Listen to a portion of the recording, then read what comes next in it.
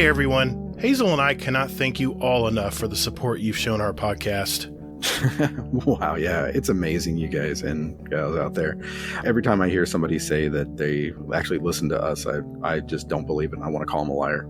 You know, Hazel, I just wanted to mention something before we get on with the show today. We're now going to put timestamps for each segment of our show in our weekly show description. That way, you can decide exactly what you want to hear, whether you want to listen to our beautiful voices for the entire podcast or zip right to that guest speedrun segment and find out how many they got right this week. You decide. Yeah, or if you're, Raven and you want to find out, how many mistakes we've made in the episode and call us out on Saturday mornings, you can certainly do that as well. You know what, Gatr? I think it's a brilliant idea. You are a genius. Wait a minute, did I just say that? I'm just reading the script. I'm not going to say that. No. You said you would say that. Read the script, man. Come on. You know me, man. I don't read scripts. This is amateur bullshit. Dude, you agreed, man. You agreed to this. No. Yes.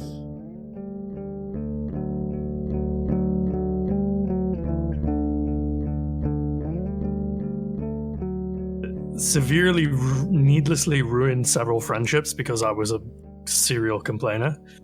And then I went to a few people, I apologized, and they were like, fucking finally. Jesus. You are so bad to play with sometimes, dude. And I was like, yeah, I know. I can see it now. Oh, Salt and Crucible? Yeah. I don't know what you're talking about.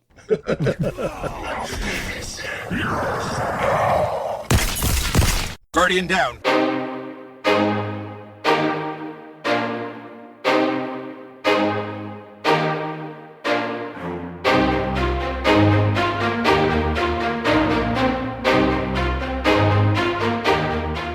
Hey, what's up, everybody? Thanks for hanging out with us today. Welcome to episode 84 of Guardian Downcast. We're a couple dads that talk about all things in the Destiny universe, and we interview content creators and community members to find out more about them. We're the show that loves the Crucible, but not that guy who just teabagged you after he froze you with stasis. I'm your host, the Gatr, and my co-host, Hazel, is here as well. Hey, man. How you been? Been all right, man. Been all right. We had a nice 42 degrees today, so I got to walk around in a t-shirt and shorts today, like any good Ohioan.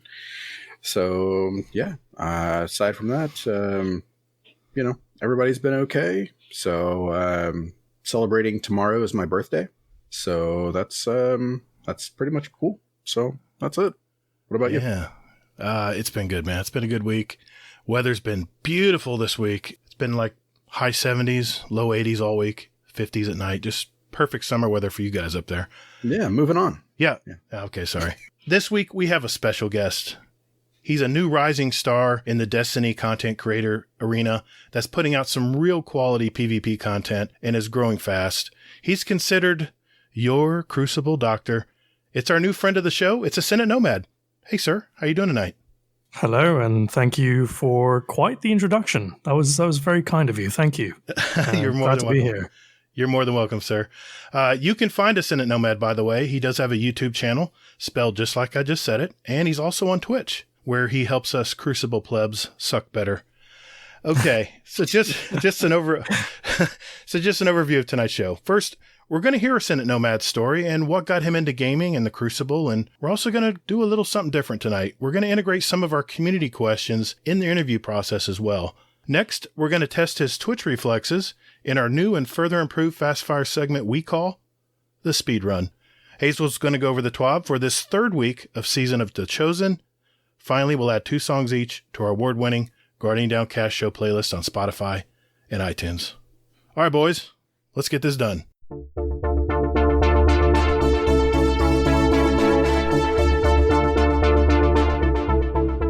Hey, thanks for listening to Guardian Downcast. You can find us on Twitter at Guardian_D_cast.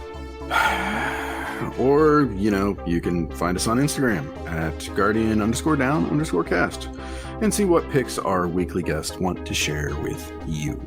Or Hazel, just visit our website at GuardianDowncast.com for all the contact information and where else you want to find us.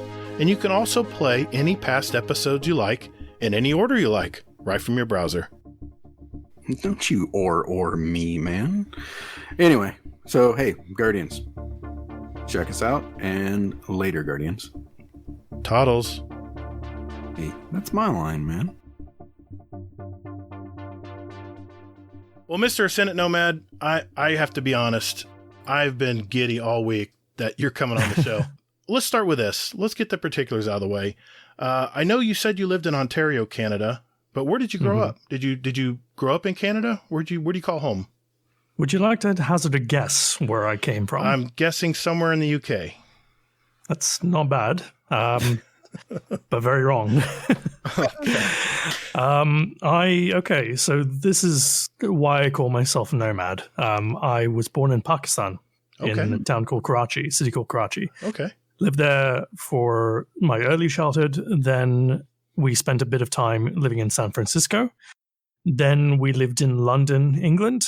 Then we moved to Dubai in United Arab Emirates. Lived there for the majority of my high school existence. Then I came to Canada for college, stayed here, became a citizen, and been loving it ever since. Well, do you have a family? Are you married? Have a girlfriend? Kids? I have a girlfriend. I am taken, so put it back in your pants. Okay. No, I don't have any family here. They're all back in Dubai. Sure. I have a brother who's currently in France setting up some streetwear because he's very into fashion. And he sets up shops and exhibits and the like. But it's just me here in Canada, and I have a loving girlfriend who I've known for the last 3 years. And the signs have become increasingly less subtle about me buying an engagement ring. So I'm really enjoying that process of living with her. But I live here and no family here yet until I pop the question inevitably. Nice. Now, you don't have to answer this right now, but rumor has it you have a big announcement for tomorrow. Does that have anything to do with that? No. Okay. All right. Definitely not. It's not as big a deal as I was making out to be. I am quite. I'm quite a fan of being a little bit theatrical with my announcements and being like cheeky on Twitter. But no, it's very low key. It's not that big of a deal. Okay. All right then. Well, can you tell us about one of your earliest moments in gaming? Well, my first ever game I got at the age of 8. It was Formula 1 1999 for the PlayStation 1. And I loved Formula 1 at the time. I still do, actually. I love racing cars. I love everything to do with automobiles in general. So this game was like perfect. I really wanted to play it. And I remember playing it for the first time. I played it for 3 hours straight and I cried because I was bad at it. I was 8 years old at the time. And my mum would tell me that I used to play it every day after school and I would cry every day after school because I wanted to get better. Like I hated being bad at it. And I think that's probably where my earliest competitive fires came from. Wow, very nice. So where did you go from there? I mean, did you stay on the PlayStation track? Did you migrate to PC or to Xbox or all of the above? Yeah, I stayed on the PlayStation track for PS1, PS2. I was pretty much only playing things like Gran Turismo. I played a lot of Crash Bandicoot, Jak and Daxter, like a lot of platformers. Oh yeah, and racing games. And then Xbox 360 and Halo came out, and I actually got an Xbox 360 as a sort of well done for doing well in school present. And it had Halo 3 with it. And that was my first ever shooter. I didn't play Killzone or anything like that. That came out at the time, not even Gears of War. And I hadn't played any of the Halos before that. So I booted up the Xbox, I put on Halo, and we had a new TV at the time, which had amazing speakers. And I just fell in love with the music, the visuals, Master Chief, all of that. Yeah. And from then on in, I was an FPS gamer. Wow. I can relate. Yeah. So I would never imagine you being a Gran Turismo player. Wow, that's pretty cool. Oh no, it's really bad, dude. Like I've kept up the racing game addiction. I have a wheel next to my desk. Oh, so you still do it? I still do it, and I pop it open every once in a while, and I'm getting to this really, really dangerous territory where I'm realizing that my ergonomics for having a wheel and pedals are really bad, so I have to spend $500 more on this stupid racing seat that holds away when you're not using it. Oh god, it's just this rabbit hole. It's like mechanical keyboards or like scuff controllers. Although, unlike scuff controllers, these wheels actually last more than 90 days. So I have an itching suspicion you're a Top Gear fan. I used to be. Okay. I used to be. And I think I just grew out of it naturally, even before the old hosts left. Right. And then they started off this new show called The Grand Tour. Yep. I don't know. I think I just grew out of it. I'd been watching the show for 10 years. And at some point, you just got to call it a day. Have you seen the new one? It's Top Gear America. It's got, what's it got? Dex? Dax Shepard. Dax I heard Shepard. about that. I actually, it's just on the Motor Trend. I think it's Motor Trend channel. They stream it. I paid for a month of Motor Trend just to watch this series because I love it. Is it any good? It's a lighter version of the original Top Gear. They're about 30 to 40 minutes long. They don't do the big giant, the big giant stories where they go all over the world. They tend to stick in one area. I think they're in Arizona right now. But if it takes you that long to answer the question, I think the answer is no. He never said yes or no. I'm enjoying it. I'm looking forward to the next one because they were covering SUVs. They were covering exotic cars. They were covering old classic cars. That they were running the gambit that... This is the kind of answer that a Christian mom gives at a potluck when they're talking about a kid that they don't really approve of their life decisions. It's like, I'm going to talk about 5 minutes and then it's like...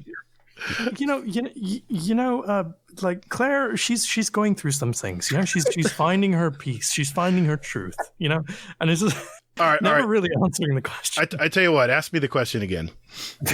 Do you like Top Gear America? It's all right. Okay. There you go. All right, Hazel. That's great. All right. So, the reason why we're all here is, of course, Destiny. So, how did you find Destiny? Bungie, Halo, saw an ad, saw a trailer, and that was that. Yeah. The live action trailer? No, I saw it. I saw the first thing I ever saw with Destiny was the E3, the E3 demo.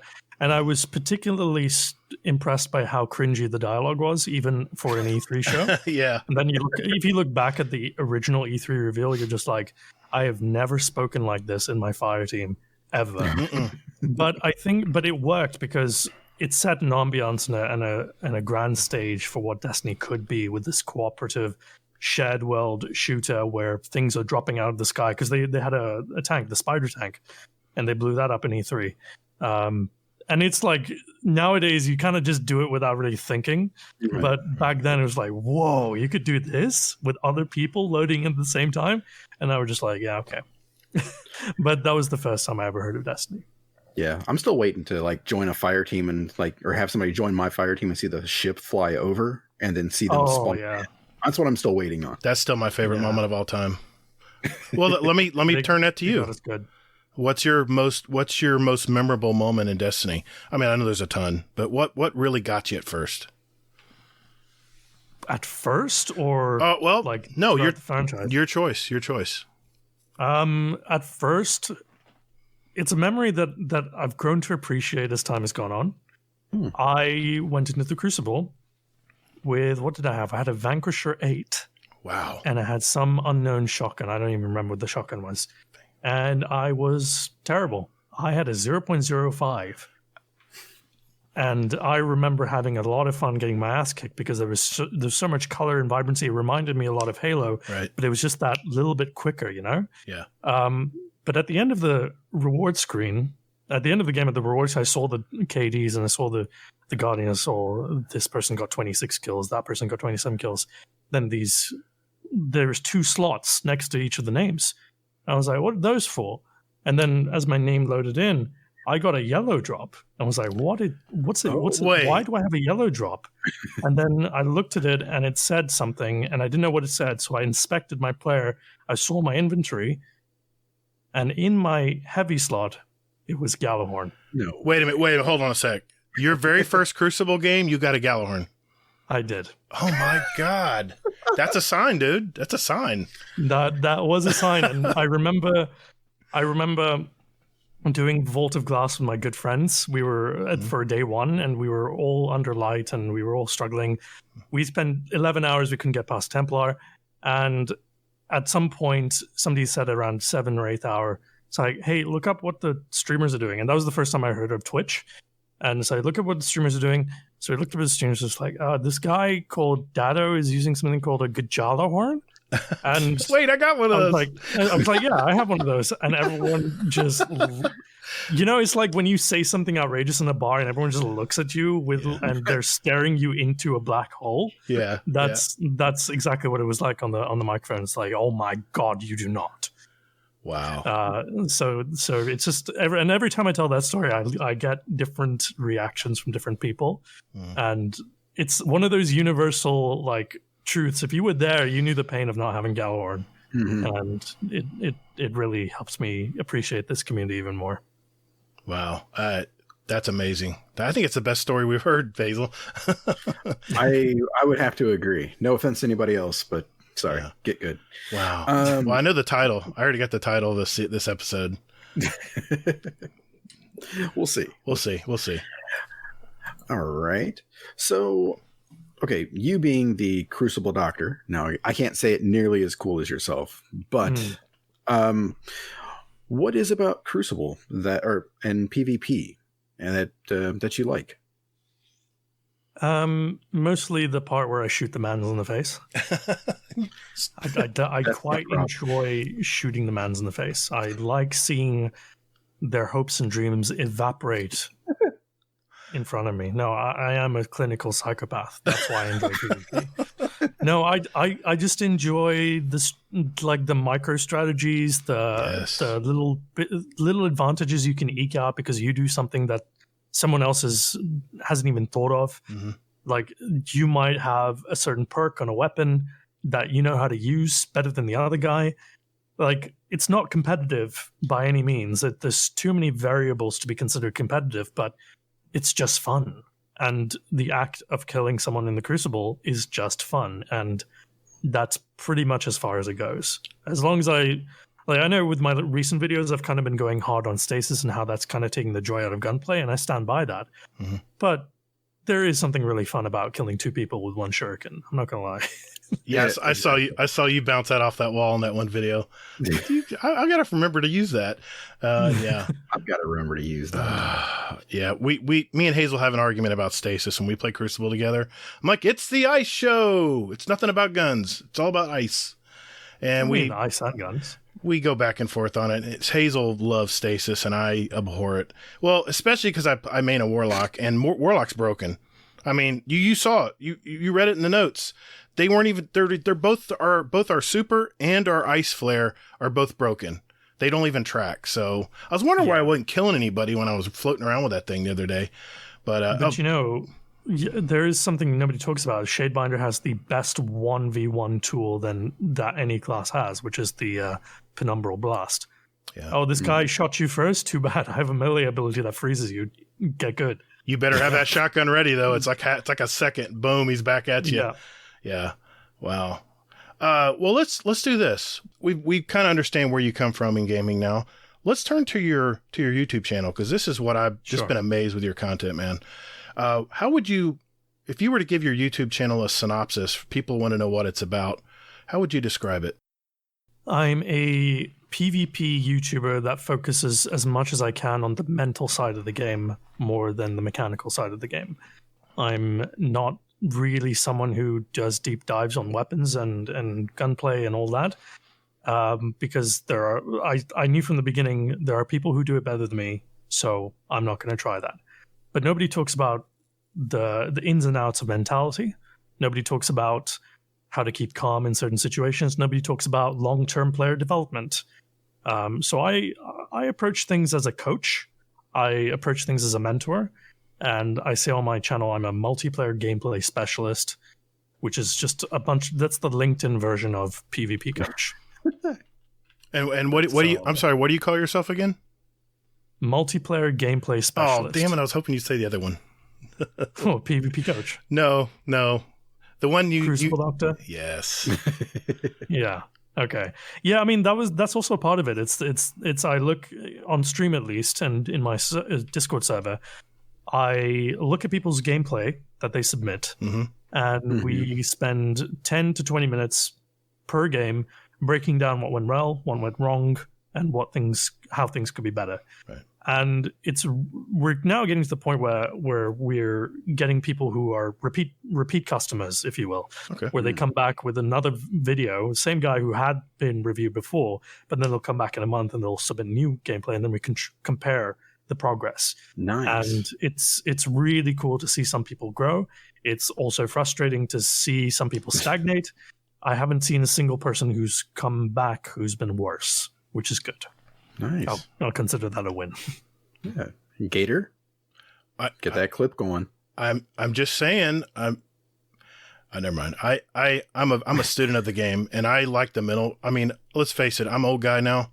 I don't have the twitch reflexes that that Frostbolt and all these guys have. So I have to think and outthink my players when I play now, and I would probably call myself probably a mid-level player. I'm not a pleb, I'm not a beginner, but I'm also far from, believe me, I've gone up against teams like True Vanguard and stuff, and I know my place very quickly. But I always am, that's what I love about your videos, is the fact that you talk about the mental game and more of the tactical and strategy, and I just dig that stuff. So yeah, I mean, I certainly approached it because the thing is, something people don't know about me is like my formative years in gaming were in the Middle East. And at the time, unless it was Call of Duty and unless it was Activision, where they had that sort of early infrastructure to give us good ping, everyone else was connecting to European servers in the Middle East, which has 100 milliseconds, 150 milliseconds lag. Oh, yeah. So I never really got... And I was on Xbox, too. I wasn't on PC or anything like that. So I cut my teeth 150 milliseconds behind everyone else. So there was never the question of just react faster or do this first or anything like that. I had to outthink my opponents. I had to learn how to do things, how to know what they're going to do before they do it, and then respond to that with 150 millisecond delay. And I think that shaped the way I've become a good player and become a coach and a mentor, is because oftentimes like people fall into patterns with gameplay, especially when you have the majority of the population hovering around that 0.8 to 1.2 KD ratio. They kind of play very absentmindedly. They just go here, they do this, they do that, and there you go. Not a lot of people in the Crucible, even 7 years later, are playing with an active mind, looking to top the leaderboard or to perfect their skills. They're literally just there either because they like it, or they have a quest step, or they just want to blow off steam with their friends. Right. Whatever the case. Very few people are actually in there to take advantage of people and to get to the top. Right. And when you realize that most people are kind of on autopilot, they become so much easier to predict. And that's sort of where my content comes into the fore and gets focused, is that these tips and tricks will definitely help you against like 85 to 90% of the players. And eventually I want to do a series on like how to deal with the top 1% of players, top 5% of players. But that's way more niche, and I gotta think more as to whether or not that's even worth exploring. I've got a suggestion. Yeah. Wow. How to deal with shotgunners running straight at you and not stopping, and they have stasis shurikens. That's the one I want to know about. I'm just kidding. Do you play on mouse and keyboard? I'm controller. I've been controller all my life. Yep. Which controller do you have? I have the PS5 one. The PS5 one? Nice. Yep. So if you see in the middle of the controller, there are these two sticks, yeah? Oh, God. The left one, by default, controls your movement. Yes, sir. And I think what you want to do is you want to pull back. Okay. Man, I'm learning. And then perhaps use your left trigger to aim down your sights, and then use your right trigger to shoot them. But then your right stick is there for aiming. So, there's a lot of different possibilities that you can do with these sticks. Hazel, I recommend you look into it. I'm learning so much tonight. Yeah. You know what's really funny, though? Hazel's loving you right now, by the way. I am, exactly. It's nice to know that somebody else gives him hell, and besides everybody else. But, I mean, the thing is, though, you're being really super, like, sarcastic there and funny and that, But the thing is, though, is that I'm the type of person, when I go into Crucible, I just go in for a good time because I know that I'm trash. Yeah, that's fair. And that's just my whole mindset to it. But I started watching these videos by this guy named Ascendant Nomad, and I've actually started to care about my stuff and how I can do things better. And I would definitely recommend his videos. All right, I do care now. To know that I'm not like hopeless. Sure. You know, because before I kind of thought that, where I was just like, you know, I'm just a trash PvP player. I'm just going to be a potato, and I'm just going to get my 3 games done, and then I'm done. Was it a case of like, you knew where I know my place, but then along comes my videos and you're like, oh, maybe my place doesn't have to be my place? Exactly correct. You see, okay, this Ascendant Nomad, this is what I've been trying. This is why I've been trying to get PvP guests on my show, because there's a lot of people in our community that go, no, Crucible pass. But see here, I've been practicing this game since Destiny year 2, Destiny 1. Sure. I came from Call of Duty, and I wouldn't touch the Crucible because I was burnt out on Call of Duty. You know, all the toxic stuff that comes from that. So I played PvE for a whole year. And then when I had to get this thing called a Thorn, I had to go in PvP, and then I loved it.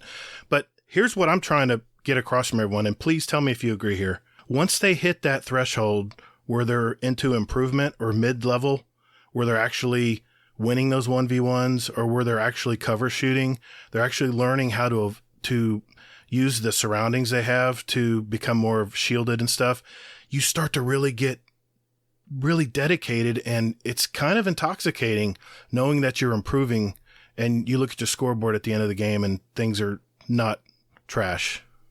No, yeah, you're absolutely right. And it's something I found in the course of just my life when I've developed new hobbies or I've wanted to explore something, is you have to consciously stick to it for about a month. Mm-hmm. And then at the end of the month, you make a decision. Did I enjoy this, first of all, irrespective of improvement or, you know, what's the word? Just capability. Mm-hmm. Irrespective of that, like, did I enjoy this process? Did I enjoy this thing? And if the answer is yes, then I'll keep doing it. And then the second month is where you do you improve the most. And for me, it was reading. I remember when I was younger, I wanted to be someone who read, like, books and everything. And I hated reading. I detested it because I had to do it for school. So I was like, why would I come home and then read books for fun? It didn't connect. So then I purposely, I asked my mom, can you give me some books? And she gave me some books. And I enjoyed them all. But it was a struggle to read very quickly. It was a struggle to get through 1 book in a month. But then the second month, I got through 3 books. And then the 5th month, I got through 5 books. And it's just, it builds up over time. And it's about taking that first step and keeping consistent with it. And I think what happens is, with video games, that first step is the most important, because you'll find that you'll actually improve within not just a month, but within 2 to 3 weeks, because the floor is actually so low to rise above from. Especially in Destiny, I don't know what it is about Destiny, console Destiny especially. It's like there are people. If you imagine that lane in Javelin from A to sort of that mid outside area with the railing. Oh yeah. Like, I remember doing a scrim session on PS4 way back when, and I would peek out from the boxes of railing, I would run forward, and then some guy would come into my lane, and then literally 3 seconds would pass before he'd stop and start shooting at me. On PC, that reaction time is less than half a second. On console specifically, there's a huge amount of people who just are.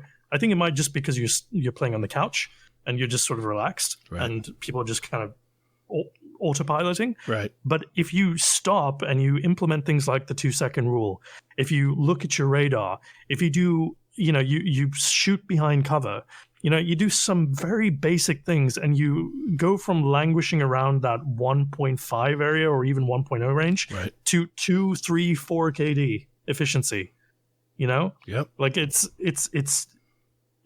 not even improvement. It's about just doing the basics properly, and right, the basics are so easy, and that's the thing I don't think people understand. The people who hate Crucible, who write off Crucible, don't realize how easy it is to be better than most. Exactly. That's why that's why I made that statement, because once people push through that threshold, I can't that invisible line between just showing up to get your bounties done versus, okay, I'm actually going to think about how this team is reacting to me and how my team is moving. See, I played a lot of solo. I never had people to play with because most of my friends are older and they just wrote it off. So I said, screw this. I will just adapt to whatever team I get when I'm randomly playing. And that has really taught me how to improve my game. And then, of course, your videos come out and Patty Cake's videos come out. And it's all on individual improvement in the head game. It just all makes sense. So, yeah. Hazel, I think it's your turn. Yeah, well, we got way off topic, but that was awesome, though. That was a great conversation. Yeah, it was. Real quick, so your tagline is the Crucible Doctor. How'd you come up with that? This story I'm less proud of. It is okay. I cringe every time I think about this. So on Reddit, there's a subreddit called Crucible Sherpa, which full discretion, I'm now a mod of. But at the time, I was just a user. I was just there. I was just looking for people to help me to help people get better at the Crucible. And there were 3 streamers there: Ninja with no L, I love it, Ramblin', and a certain Dr. Lupo. Holy shit! Oh, wow. Dr. Lupo was a Destiny 1 trial streamer. Right. I don't think a lot of people know that. And he would be there every weekend. And I thought about, like, okay, I really like this community. I like this community, but again, I don't think I can compete when it comes to trials because I'm not that good. I was a 1.5 and these guys were 2.0, 2.1, 2.2. So there was a prevalence and there was a little bit of toxicity at the time where people would kind of look down at you if they looked up your stats and they saw you weren't like top class. So I didn't want to get involved with that. So I thought, okay, how can I make myself known in this area? So I thought, okay, maybe I can help them when trials isn't around, during the week. And I made a post and I saw Dr. Lupo and I went on his stream. I saw his shtick, like, I will help you fix your game. I said, that sounds pretty good, actually. So I'll do something same. So I named the post Crucible Doctor. The Crucible Doctor is in, let me help you fix your game. And that was the whole shtick. And that's how it started. And that's sort of stuck now. It's a great tagline. It is. Thank you. I feel like a fraud every time I say it. But you kidding me? I mean, half of the podcasts out there all copy off each other, us included. That's true. So, that's true. I mean, exactly. If it's a great idea, it's a great idea. Yeah. Also, I think the accent helps too. Yeah. It lends tons of credibility no matter what you say. It's weird because my accent is such a bastardized version of what it should be because I've been everywhere. And like, I remember coming here for college and, my party trick, or, well, more accurately, what other people thought me of was a party trick to say words like bottle and skittle. And my accent was so posh and proper that people had a hard time actually understanding me. Now I feel like, because I've been in Canada for so long, it's barely British at this point. Sounds Britich to me. Of course, Yeah. I'm just. Well, there you go. I'm waiting for him to say "a" in his next video. Oh, yeah. I live in Toronto. It's fucking cold here, bud. Don't worry, I can whip that out in the moment's notice as well. Nice. That's great. All right. Well, let's see. What else we want to ask here. I just wanted to mention, by the way, that I saw your video where you were playing a trials card with Cami Cakes and Patty Cakes. And there was a statement that Cami Cakes said that really caught my eye. And I wanted to make sure I reiterated it here. He says, you guys are putting out great content. He goes, you guys are the up and coming Destiny content creators for PvP because so many people have left and gone to other games. And I can mention names, but I'm not. And I totally agree, man. I mean, your videos, how do I explain this? Your transitions, your scripts, everything you have down to a T, and it is so professional and so easy to follow along. And of course, the voice, you're like, okay, I'll go practice. You know what I'm saying? It's just, I just wanted to make sure I said that because that caught my eye when I was playing or when I was watching that video. But all right, I'm going to get controversial here. So I'm sorry if this may be a tough question to ask, but I want to know what your opinion of account recoveries in Destiny are. Oh fuck, man! Like, I'm sorry, man. You're really putting me on the spot here. Oh, you know what? Shit. I'll strike it later if you don't want me to. No. It's fine. Fine. I just I do have thoughts on this. I was actually in the middle of writing a recovery script. Okay. Recovs. Okay. There's a lot of moving factors here, and it's not as simple as just saying recovs are bad or recovs are okay. There's a lot of things going on. So first of all, let's look at the root of it, right? Recovs exist because there are talented players who people are willing to pay in order to get certain rewards for them. Right. That's just it. There's a subsection of the Destiny audience, the Destiny community, who has disposable income, who will pay for the retail price of the game to go get a reward for them.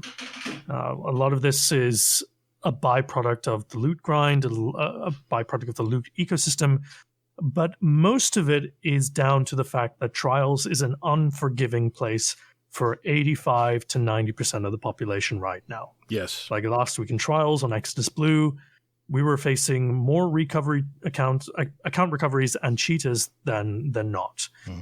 Sometimes account recoveries also use cheats because they're being employed via boosting service sites, and they have a financial incentive to cheat. So, are recoveries a problem? I'm going to say it's complicated. Okay. I think the reason we're all talking about recoveries is because they are more obvious right now. They are more apparent. We're running into them more often. We're looking at people at Trials Report who have like lifetime 0.6, 0.7, and then they go out and clap you and get a 8.0 undefeated. Right. And you're like, that doesn't make sense. And that's fair.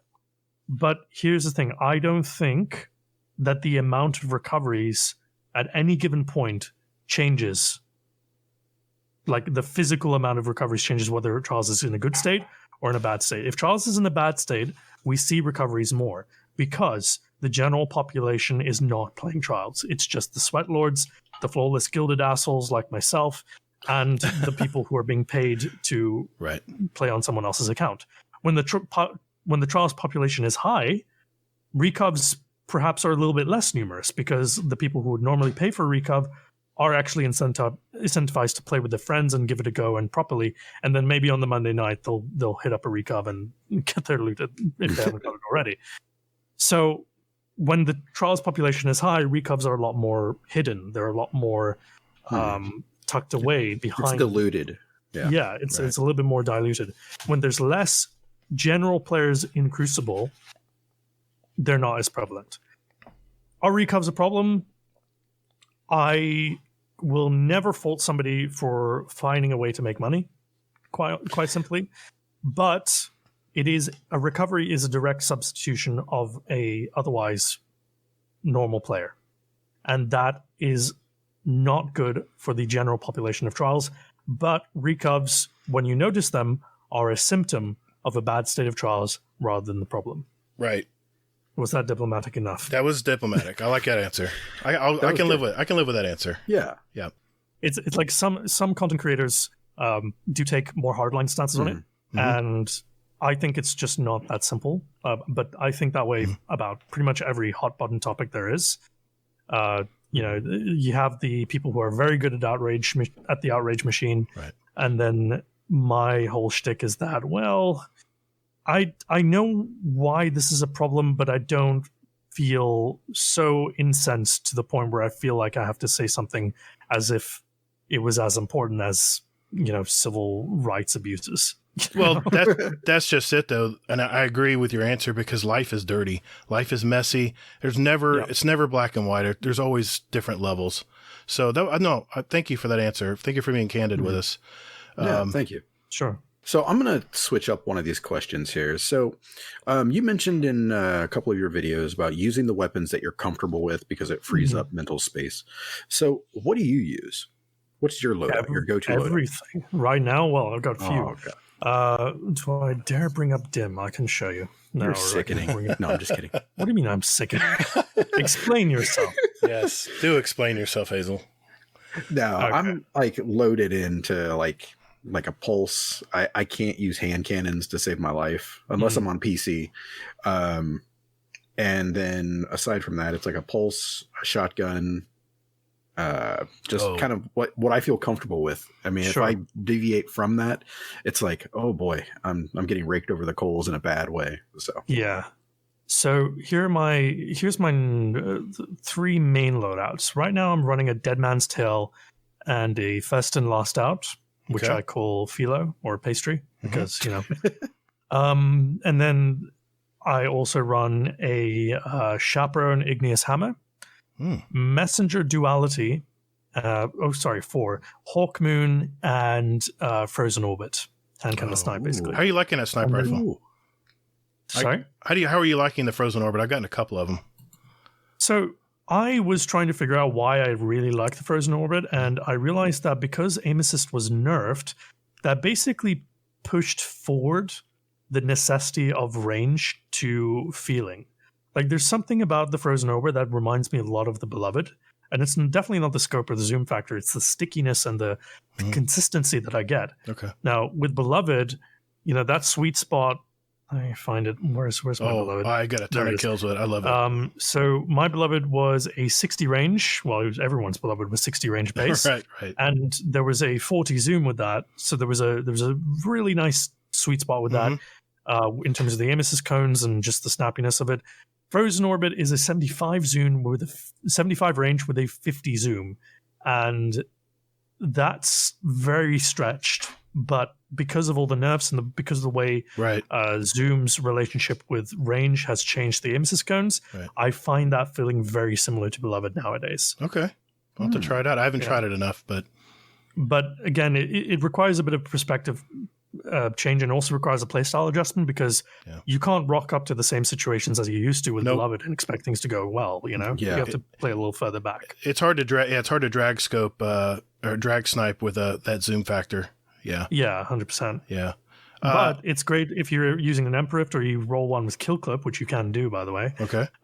You can drag scope and hit the body, and that's a one-shot body shot. Nice. All right, I'm going to get deep here. This is a two-part question.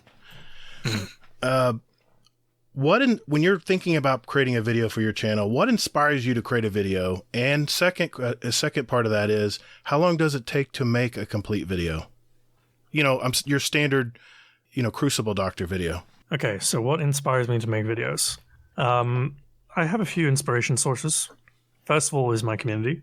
Okay. I'm very dedicated to providing the best education I can for them.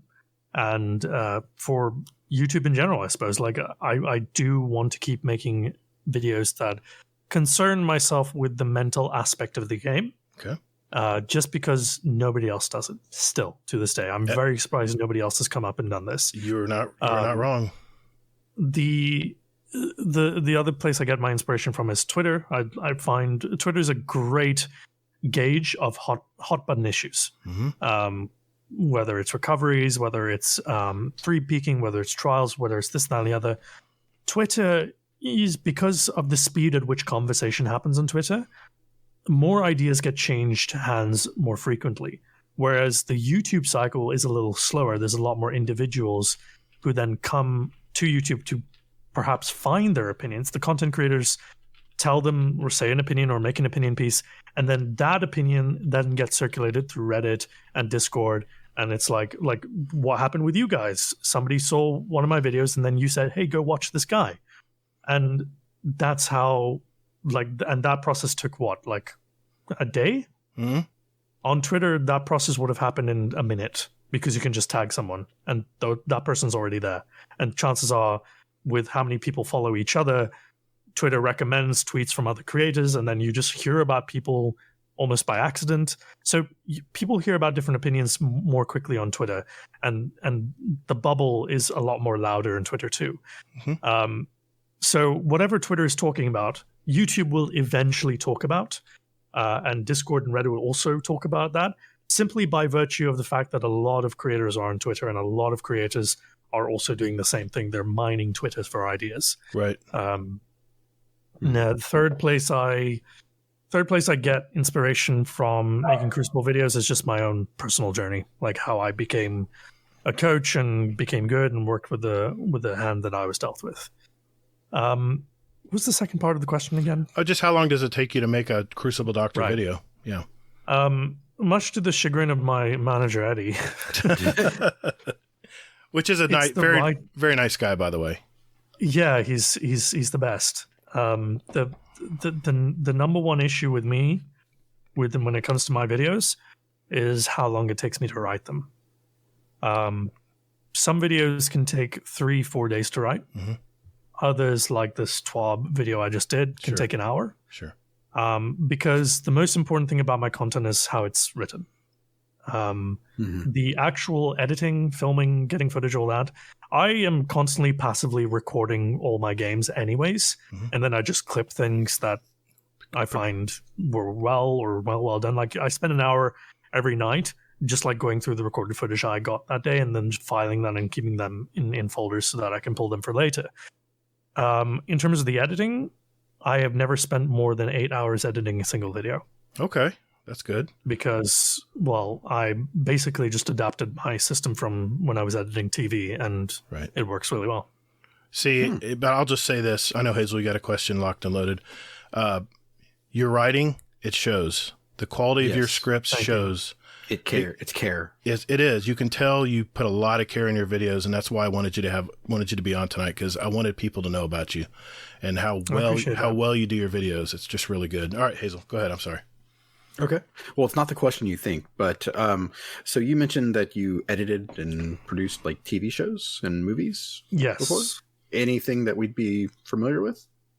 Probably not. There's a lot of Canadian TV. I worked for the CBC, which is the Canadian equivalent of the BBC, but way less funded, and it was a struggle.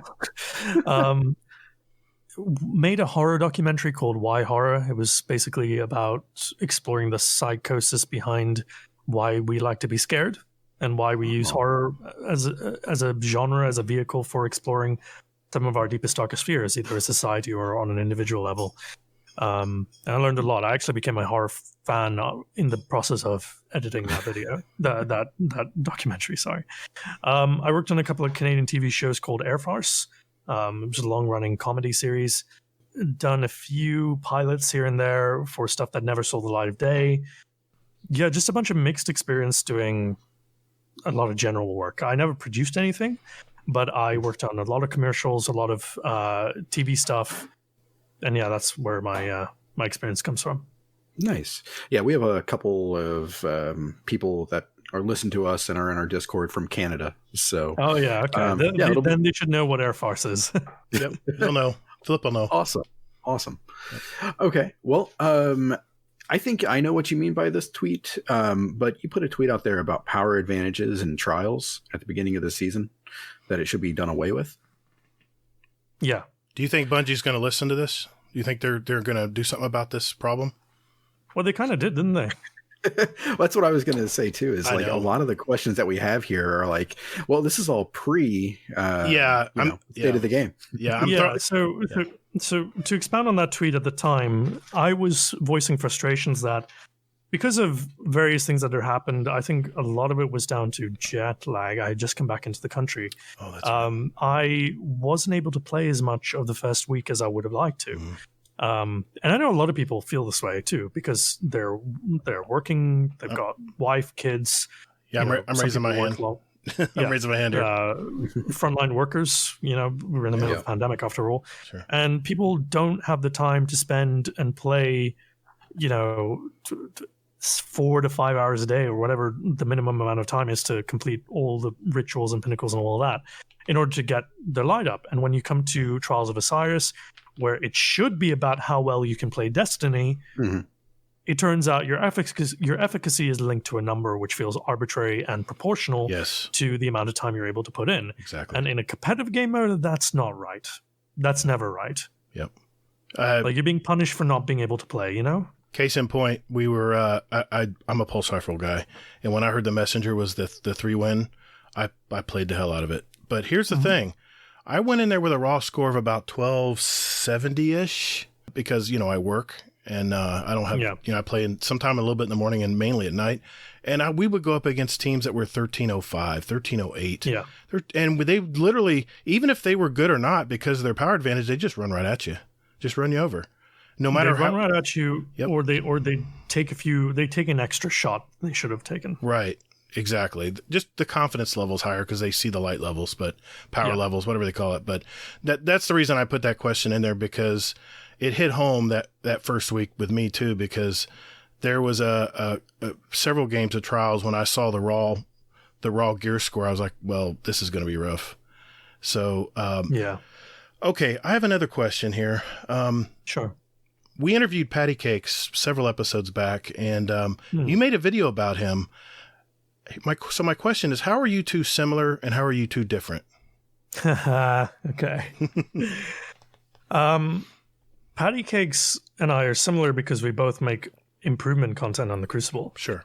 And we both have a similar kind of style in terms of our presentation. He and I talked a lot about his content as well. And we still do on occasion get into calls and just talk about content, where basically he had this problem where he was like rapid firing his presentation. He was like, do this and then do that and do this and then that. And like, I was just saying, nothing, you're presenting ideas here. And when you present new ideas, you have to like kind of let it sit for people. Right. And then after that, he started to calm down and he became, I think it's something helped because he started growing big time. He started getting a lot more views than me. He started getting more subscribers than me. And I was just so happy for him because it was just like, seeing a friend be successful is it's just a good feeling. How we differ though is I think he's not afraid to cover the other side of the game. And I think he's more focused on the mechanics of how to be good. Whereas myself, I'm more concerned with the mental aspect of the game. He also draws a lot of experience from his like generalist FPS history. He has Kovacs routines that you can check out. Yes. He made a video on Shroud. He talks a lot about other games like Valorant, CSGO, etc. Whereas I try and keep it very self-contained. Okay. Good answer. Yeah. Yeah. What did you think was different between the two of us? I think he's changed his format. And I'd like to say it was after we interviewed him because he started changing from his, like you said, his machine gun, rapid fire approach. What he does is he takes a community member that's very good at PvP and Crucible. Yes. And he sits there and just talks with them long form. I love that. Yeah. Because you know what? It's like you're literally a fly on the wall. You're just sitting in a room. You're sitting in a fire team just listening to him go back and forth.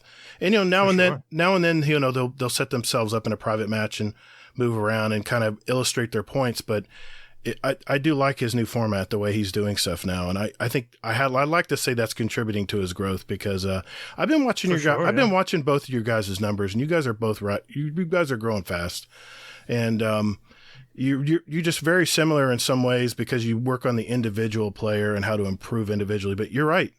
Now that you explained it to me, you do deal with more of the mental game, and he deals with more of the mechanics. It's a perfect fit. Honestly, it is. You guys should have a talk show. All right. Hazel, what do you think should go to signature questions, you think? Yeah, definitely. Oh, you know what? I want to ask one question here for my core as assassin before we move on, Hazel. This is pre, I guess, pre the state of the game too. This is pre. Well, he can take this into account. This was from one of our community members, our core as assassin. And he or she posted in our Discord, if Bungie gave you a small but highly talented team to improve Destiny, what would you focus on? What would you tackle first? God. I know it's a very open question, but I'm just curious where your mind's at on this. Small but talented team to improve Destiny. It could be any portion of Destiny. It could be progression. It could be Crucible strikes, something in the Crucible, anything you want. They gave them to you. If Joe came to you tomorrow and said, I got 10 members here. Tell them what to do. I would say let's flesh out the Crucible. A lot of people talk about this idea that if you put more playlists in Crucible, there would be population split. And they're right. There absolutely would. If you did nothing else. So what I would do is I would, change the reward structure. I basically, the Crucible can be saved. I know you have it in your notes here. Yep. I would basically try and bring that to life within reason and give the competitive section a reason to be played en masse. Like basically take the attention away from control, from the core playlist, put it into a quick play playlist, have it rotating, give us map voting, all of that. Like let's flesh out the Crucible, the core Crucible experience into something we can all be proud of. Like one of the biggest issues Destiny has is when you look at the PvE side of things, there is a natural progression of difficulty to the ultimate challenge, which is like raids, Grandmaster Nightfalls, and like raid challenges. You have your core strikes playlist. Okay, very easy, very mind-numbing. Then you have your Nightfall, your ordeals, which are challenging, but not overly so. But then you ramp up the difficulty and they get very, very hard. And the same thing goes with Empire Hunts, which again are just strikes, but like you can ramp up difficulty that way. Sure. Then you have your Lost Sectors, which at Master and Legend both are pretty challenging. Yes, they are. Especially if you do them solo. And you learn a lot about builds and weapon diversity and build diversity and how different mods affect each other in your gameplay, et cetera, by doing these challenges. True. And there is a gateway for you to then take what you've learned, become better skilled as well. Because in order to do a solo master Lost Sector, you have to be good at the game. It's that simple. And you take that, all the stuff you've learned and the natural progression that you've got, and then you can go into a raid and you'll not only be very comfortable with the environment, but you can then use your critical thinking skills to then apply your different builds, etc., to that. In the Crucible, we have Control, Rumble, Iron Banner, SBMM Elim, and then suddenly at the very pinnacle we have Trials, and there's no in between. Right. You have Competitive, which is sort of like good, but glory-based matchmaking it's not really an indicator of skill, and there's no real way of figuring out how well you're doing in the Crucible right now, objectively. Like, you can scrim with other people, you can find communities, but that's extra work. It's not self-contained within the game. Right. If you're a solo player with no connections or no community or no clan, there is no physical path for you from going from new light to flawless. And that's what I'd work on. I work on bridging that gap by fleshing out the Crucible competitive experience. Great answer. God, that's It's more expansive than I thought I was going to get. Nice. That is going to be what he announces on the 26th. Okay. I wish. You keep it. All right. I'm sorry. Now we'll go to our signature questions. Those are the ones in red, by the way. All right, sir. So, do you have any other hobbies besides gaming? I like to read. I do, like before the pandemic, I was a budding photographer. That was just, so like I'm a decent videographer, but I'd never really explored photography. So I was really getting into that.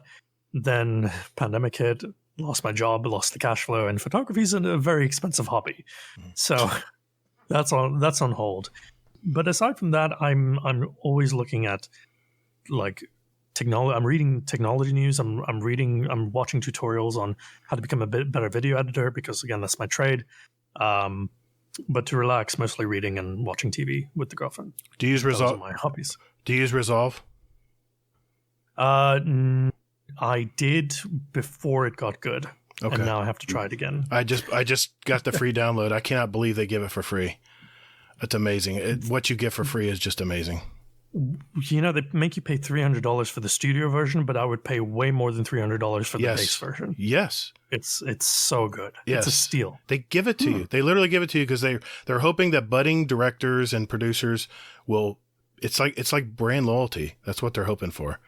But, yeah, and they're doing it the right way. And yeah. personally speaking, from a videographer perspective, I think Blackmagic have some of the best sensors on the market. Like the visuals you get out of a Blackmagic camera are insanely good. Mm-hmm. It's just a shame that their cameras tend to be really bad. Okay. Anyways. Huh. Well, that was also a kind of a segue to another question, actually, was what's your favorite thing to cook? My favorite thing to cook? Oh, yeah. Because, I saw that in there. And by the way, those were cracking me up. All of your little like names for what was it? No land biryani. Yes, no land biryani. Yeah, dead man's tikka. Warm husk croissant. What else do we have in there? One-eyed manakish. Yes. What do I like to cook the most? I think I have a few dishes, but recently I made a boeuf bourguignon, and that was with a French Burgundy wine, which is just very nice to taste and also just really good to cook with. And that was delectable. I've made bourguignon quite a few times now, and it gets better. It gets better every time I make it, but it's such a bitch to make. Sorry for my French. It's not an easy thing to make. Every day, I don't cook as much as I would like to, because my girlfriend, she's temporarily furloughed right now because of the pandemic. She is a hairstylist normally, so she has all the time in the world, and she's becoming a very, very good cook. But nice. Last time, I am really just a big fan of making breakfast things in general. Ooh. Like I love omelets and waffles and French toast and that sort of thing, scrambled eggs, basic stuff, but very effective stuff. Yeah. Brilliant. Breakfast is awesome. All right. My signature question that I always ask our guests is, what is behind your gamer tag? You kind of alluded to it a little bit, but maybe expand on it a little bit more. Yeah, so the Nomad pod is the thing I said where I lived all around the world. I grew up all around the world. And I probably will never stay in one place for too long. Or even right now, I'm thinking about leaving Canada and relocating. Okay. Because it's been 11 years and I'm bored. The Ascendant pod is to do with just self-improvement. Right. I needed a tie-in to make my name... Like, I knew I wanted to be called Nomad, but I needed a tie-in to not only signify that I wanted to help people, but also that was somewhat related to Destiny. And, well, in Destiny 1, we had Ascendant Energy. So there's that. Oh, that's how that came together. That's awesome. All right. Well, let's go with this one. Do you have a motto or mantra that you live by? Or a couple of them? Yeah, I have one motto that I that's my... God, there was a couple of mottos I had, and then I realized they were cliches. There was one in my high school they always said, and I thought it was so dignified and poignant. It was, work hard, play hard, be neat, be civil, be cooperative. And I thought that was really good. And then you go on Twitter, and then everyone's saying, work hard, play hard, hashtag fitness Monday or whatever. Right. I'm like, oh, fuck. Oh, no. And then... Okay, but there is one that I do try and tell my students or my community is that when it comes to improvement, you're only as good as your commitment to getting better. Like if you're just saying, yeah, I kind of like to be a 2.0, you'll never be a 2.0. But if you say, I want to go flawless, if you want a real goal, first of all, the nature of your goal is different. You're being a lot more ambitious and a lot more specific than just being, what's a 2.0? A 2.0 efficiency or 2.0 KD? A 2.0 games per day? Like, what are you talking about? Right. So if you're serious about improvement, then that readjusts your framework of how you approach it too. People who want to improve in things dedicate their time in their day to that. And I know a lot of younger people, myself included when I was younger, is we didn't really understand the value of our time in a day. And then suddenly you have responsibilities, your wife, kids, dog, child, and you suddenly realize a job, you have less time in the day to focus on things that you feel are important to you. So with a lot of the kids these days, oh God, I sound like a boomer. A lot of the kids these days, they're homeschooled, they don't really have a lot of homework or anything like that. So they have 8, 9, 10 hours a day to play video games. So that significance, that mantra is a little bit lost in them. When their time is so free, their time is not valuable. But as you grow older, your time becomes more valuable to you. So I would say you're only as good as your commitment to getting better. That means valuing your time and making time for that thing. Whether it's improving in the Crucible, getting better at guitar, being a better lover, being better at cooking, anything. Yeah, you have to put time in. Good way to live. Yeah. Especially being a better lover part. She'll thank you later. Or they'll thank you later. It doesn't matter who. Dude, I've been on that track for a long time. Please don't start. Okay, I won't start. I've been married a long time is what I'm saying. So you haven't done the do in a long time. My condolences. Yep. He practices by himself. That's now I thought you said we were practicing. You know, I thought we weren't getting into it. All right, I'm going to close out the questions here with my favorite question of all time. So think about this. What is one thing about you that no one knows? When I say no one, I mean like the community at large. Maybe a little nugget. It's not much. I don't think there's anything my girlfriend doesn't know about me. But right. Things that people don't know about me. It could be small. It can be whatever you want. I spend way too much time in my day reading every reply, every comment, every concern in my Discord server, in my YouTube community, and on my Twitter. Really? I read everything. And it significantly affects my mental health. Well, you read my reply to one of your videos then. Okay. Excellent. Yeah, I probably have, yeah. Yeah. Excellent. Aww. I like that. Good answer. That Okay. makes me sad, man. It's a blessing and a curse because it helps to know what the overarching sentiment of community is. It's part of community management is you have to read everything. Right. I can, having done, being a small creator, having done a little bit of it, I can only imagine the hell that DMG and Cosmo and Nicole have to go through every day. You know, that's funny you should say it. DMG tweeted the other day and he said it was just something off the cuff, like, boy, I'm dreading this tomorrow or something. And all of a sudden someone replies, fix stasis. I'm like, come on, dude. Really? Yeah, and his name was Gatr. I don't know. No, his name was not Gatr. No, I think it was Hazelnut. It was. No, it certainly was not me. I'm a poster child for stasis. Got it.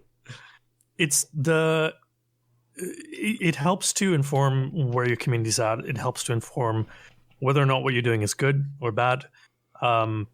It is important for the job, and the degree at which I do it is probably not necessary, but it is something that helps me inform my overall writing process. So it all feeds back into itself. Is it healthy? Should I probably cut down on it? Yes. And no, it's probably not healthy. But honestly, it's something I struggle a lot with in terms of just turning off. And it helps at the same time. So I honestly don't know what to think about it, but that is something that not many people know about me. And well, now everyone knows about that about me. No, I can relate because I have to read everything our Discord community puts in a Discord because whether it's what they're cooking, what music they like, we have a ton of channels if you haven't noticed. I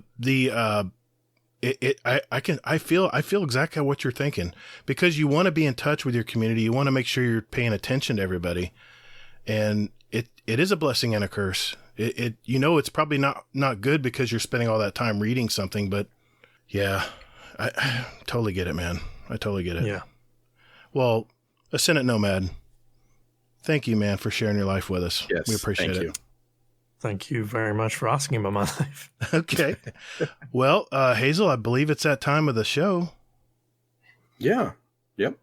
All right. Speedrun is next. We'll do that right after this. Call the Praxic Order. Call the Thanatonauts, the Jinsen Scribes. Call everyone so they can witness you. Okay, listeners, this segment is called the Speedrun. This is where we have a database of over 250 randomly asked questions, and Ascendant Nomad here is going to have 90 seconds to answer as many as he can. These are short 1 or 2 word answers, and at the end of the year, the guest with the most answered will win a prize and the title of 2021 Speedrun Champion. The questions are randomly asked, so no one can memorize the order, and just answer whatever quickly comes to mind. Tonight, I'm going to ask the questions randomly from the list. Hazel is our timekeeper and quality control expert. In the event of a questionable answer, Hazel's decision will be final. Agent H is our current leader at 34. So, Ascendant Nomad, you ready to do this, man? Yes, sir. Go. All right, here we go. Ready, Hazel? Yes, sir. 3, 2, 1. Warlock, Titan, or Hunter? Hunter. Coffee or tea? T. Void, Solar, Arc, or Stasis? Arc. What's your lucky number? 7. Human, Awoken, or Exo? Human. Vader or Yoda? Vader. Freelance solo Destiny strikes, yes or no? Yes. What weapon slot do you use as an exotic? Kinetic. Simpsons or South Park? Simpsons. Audiobook or physical book? Physical book. Extrovert or introvert? Extrovert. What's the worst job you've ever had? Production assistant. VR or IRL? IRL. Plain or peanut M&Ms? Peanut M&Ms. Do aliens exist? Yes. What's your favorite Destiny planet? Venus. Pineapple on pizza? No. Cake or pie? Cake. What is your favorite Destiny 2 weapon? Ooh, chaperone. Favorite color? Blue. If you could live anywhere in the world, where would it be? For Ireland. Sunset or sunrise? Sunset. What is the one thing we would find in your gaming space? My stream deck. Beer or wine? Beer. Batman or Spider-Man? Spider-Man. Have you been to the lighthouse? Yes. Duh. What one thing annoys you most? That I sweat too easily. Do you have a tattoo? No. Xbox or PS controller? Xbox. Southeast or southwest? Southeast. What did you eat for... All right. Man, that was good. Not bad for never doing it before. By the way, Agent H, he was our champion in our very first year doing it, so I'd say you stacked up pretty damn well against him. Hazel, how many did you get? I got 30. That's what I got. 30. That's not bad. That's not very, bad. That's very respectable. Nice job, man. Well, hey, listeners out there, I got a question for you. Do you have a great speedrun question? If that's a yes, join our Discord and enter them in our Speedrun Question Ideas channel. Yes, we're going to do it again this year. We'll add them to next year's speedrun for 2022. Just remember they need to be yes or no, 1 or 2 word answers. Either or questions will also be accepted. At the end of the year, we're having a drawing for 2 $25 gift cards of your choice to 2 lucky people. And you can enter up to 5 questions to go into the drawing. So good luck. All right. I believe it is time for This Week at Bungie.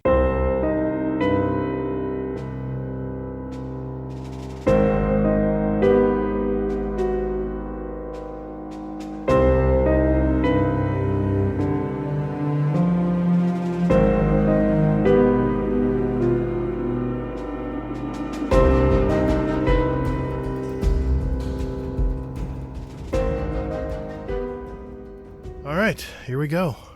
I'll try not to interrupt, man. I'll try not to.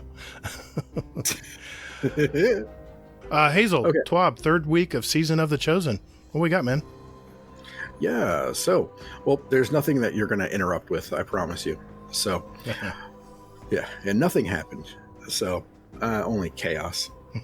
So, before we get into the TWAB, I want to quickly mention that Ascendant Nomad stepped away for this part because he actually filmed a video about talking about this, not really a TWAB, but about the state of the game, which, spoiler alert, was released today, Thursday. Mm-hmm. So, yeah. So, diving into the TWAB, well, also, real quick, make sure to watch that video because it shows you his true character. And it's very funny. Yeah, it was great. Well, actually, what you should do first of all would be watch a couple of his other videos where he talks about Crucible and improvements, and then watch that video. Good point. Yeah. Spoiler alert, it's pretty much everything he said to fix, they pretty much fix. But anyway, so the TWAB. Iron Banner's out. There is the Yeehaw Catalyst for the Dead Man's Tale. And then on March 3rd at 10 a.m. Pacific, they are going to be doing a Deepstone Crypt deep dive. So I'm sure that Dez will be in there to, learn about all the things that maybe he doesn't know. Okay. Yeah. Yeah. And then aside from that, like I mentioned before, Bungie did release the state of the game. And actually, I'm sorry. There's one other thing from the TWAB. Sorry about that. That's two other things here. Ritual playlists, weapon rewards. They are buffing the drop rate, and they're adding. I'm sorry, 2 additional weapons this season, and that's per core playlist. Yes, that's awesome. So yeah. So, Ascendant Nomad. You know how he's grinding to get the palindrome. Palindrome, and got 2 of them in 45 runs. That's insane. Yeah. So hopefully he'll be able to get his, and then he can go ahead and, pillage and plunder in Crucible with that. Hey, before you move on to the state of the game, did you get the catalyst for the Dead Man's Tale? Hell no. I got only 1280. I'm like 1288. I'm spending my time in feudal Japan. Oh, I got you. Well, I'm hacking people up with a sword. I have to give a shout out. Last night I was just grinding my normal bounties and stuff. I know, surprised. And Zenitram and Anubis Falls contacted me and said, "Hey man, you wanna run this catalyst thing?" And I'm like, "Damn, wasn't it like 1340 or something? It was like crazy. 1330, 1320, I think. 20, yeah. And I was 1311, I think. And we ran it. First time we ran it, I got stuck, and we had to run it again because there's a timer on it, 25-minute timer, which I have words about this. Did that Bungie quit putting timers on stuff?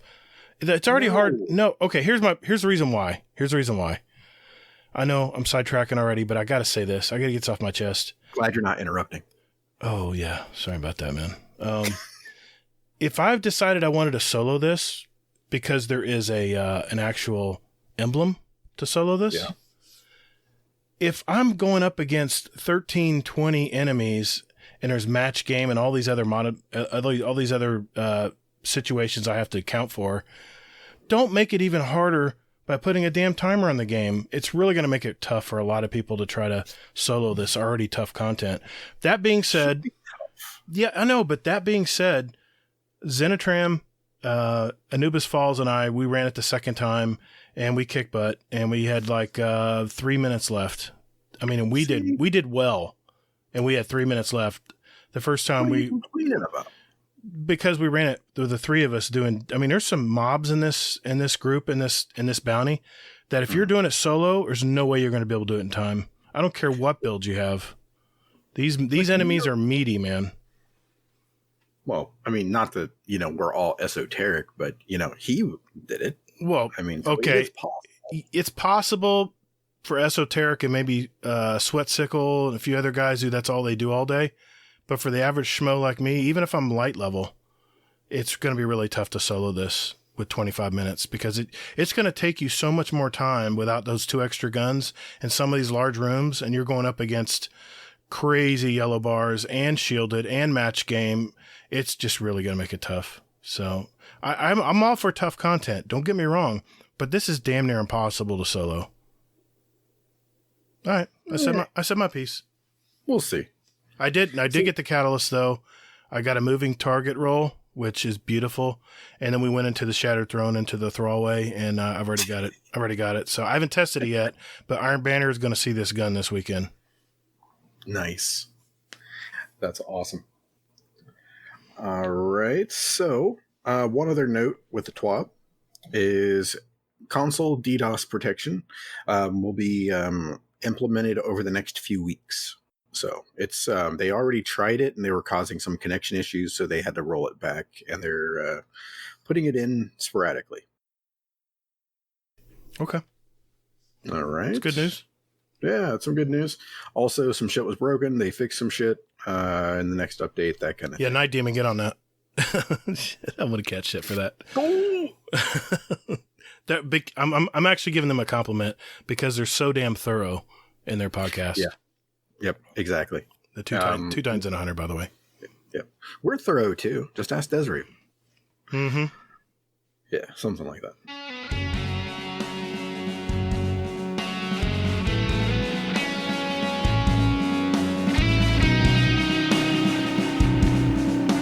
Hey gang, just a quick reminder, we now have a Destiny 2 clan, and Hazel and I invite you to be a part of it.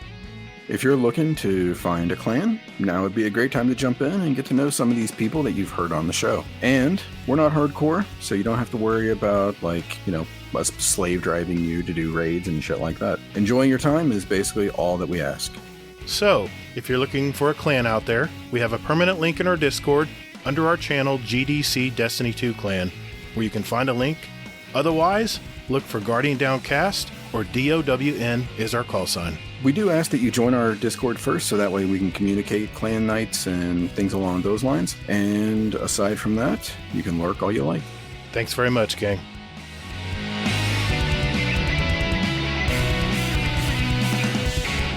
All right.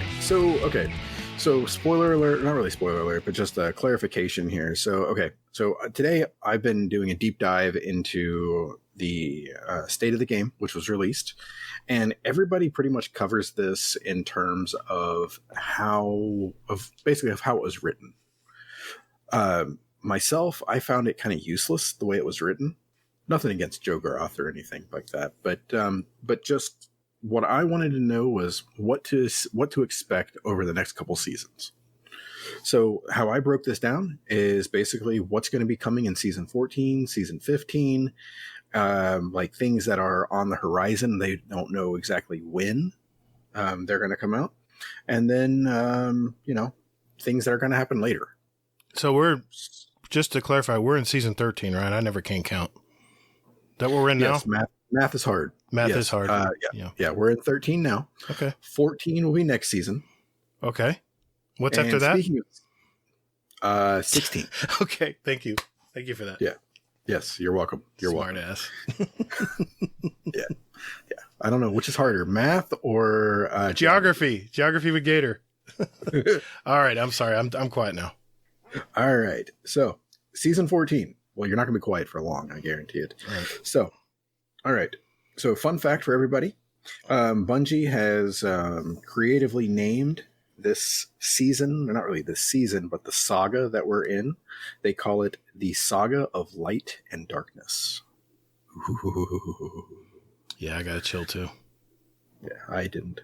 Anyway, that just seems sort of blah.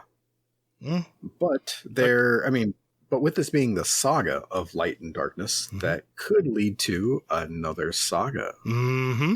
Dun, dun, dun. And let me just give you credit where credit's due. You said when they talked about the corporate expansion and they were setting it up for this, and you were so very right. Huh. Yeah. All right, I'll say it. Clip it. Hazel, you were right. Clip that too. I will. All right. So, season 14, what you can expect.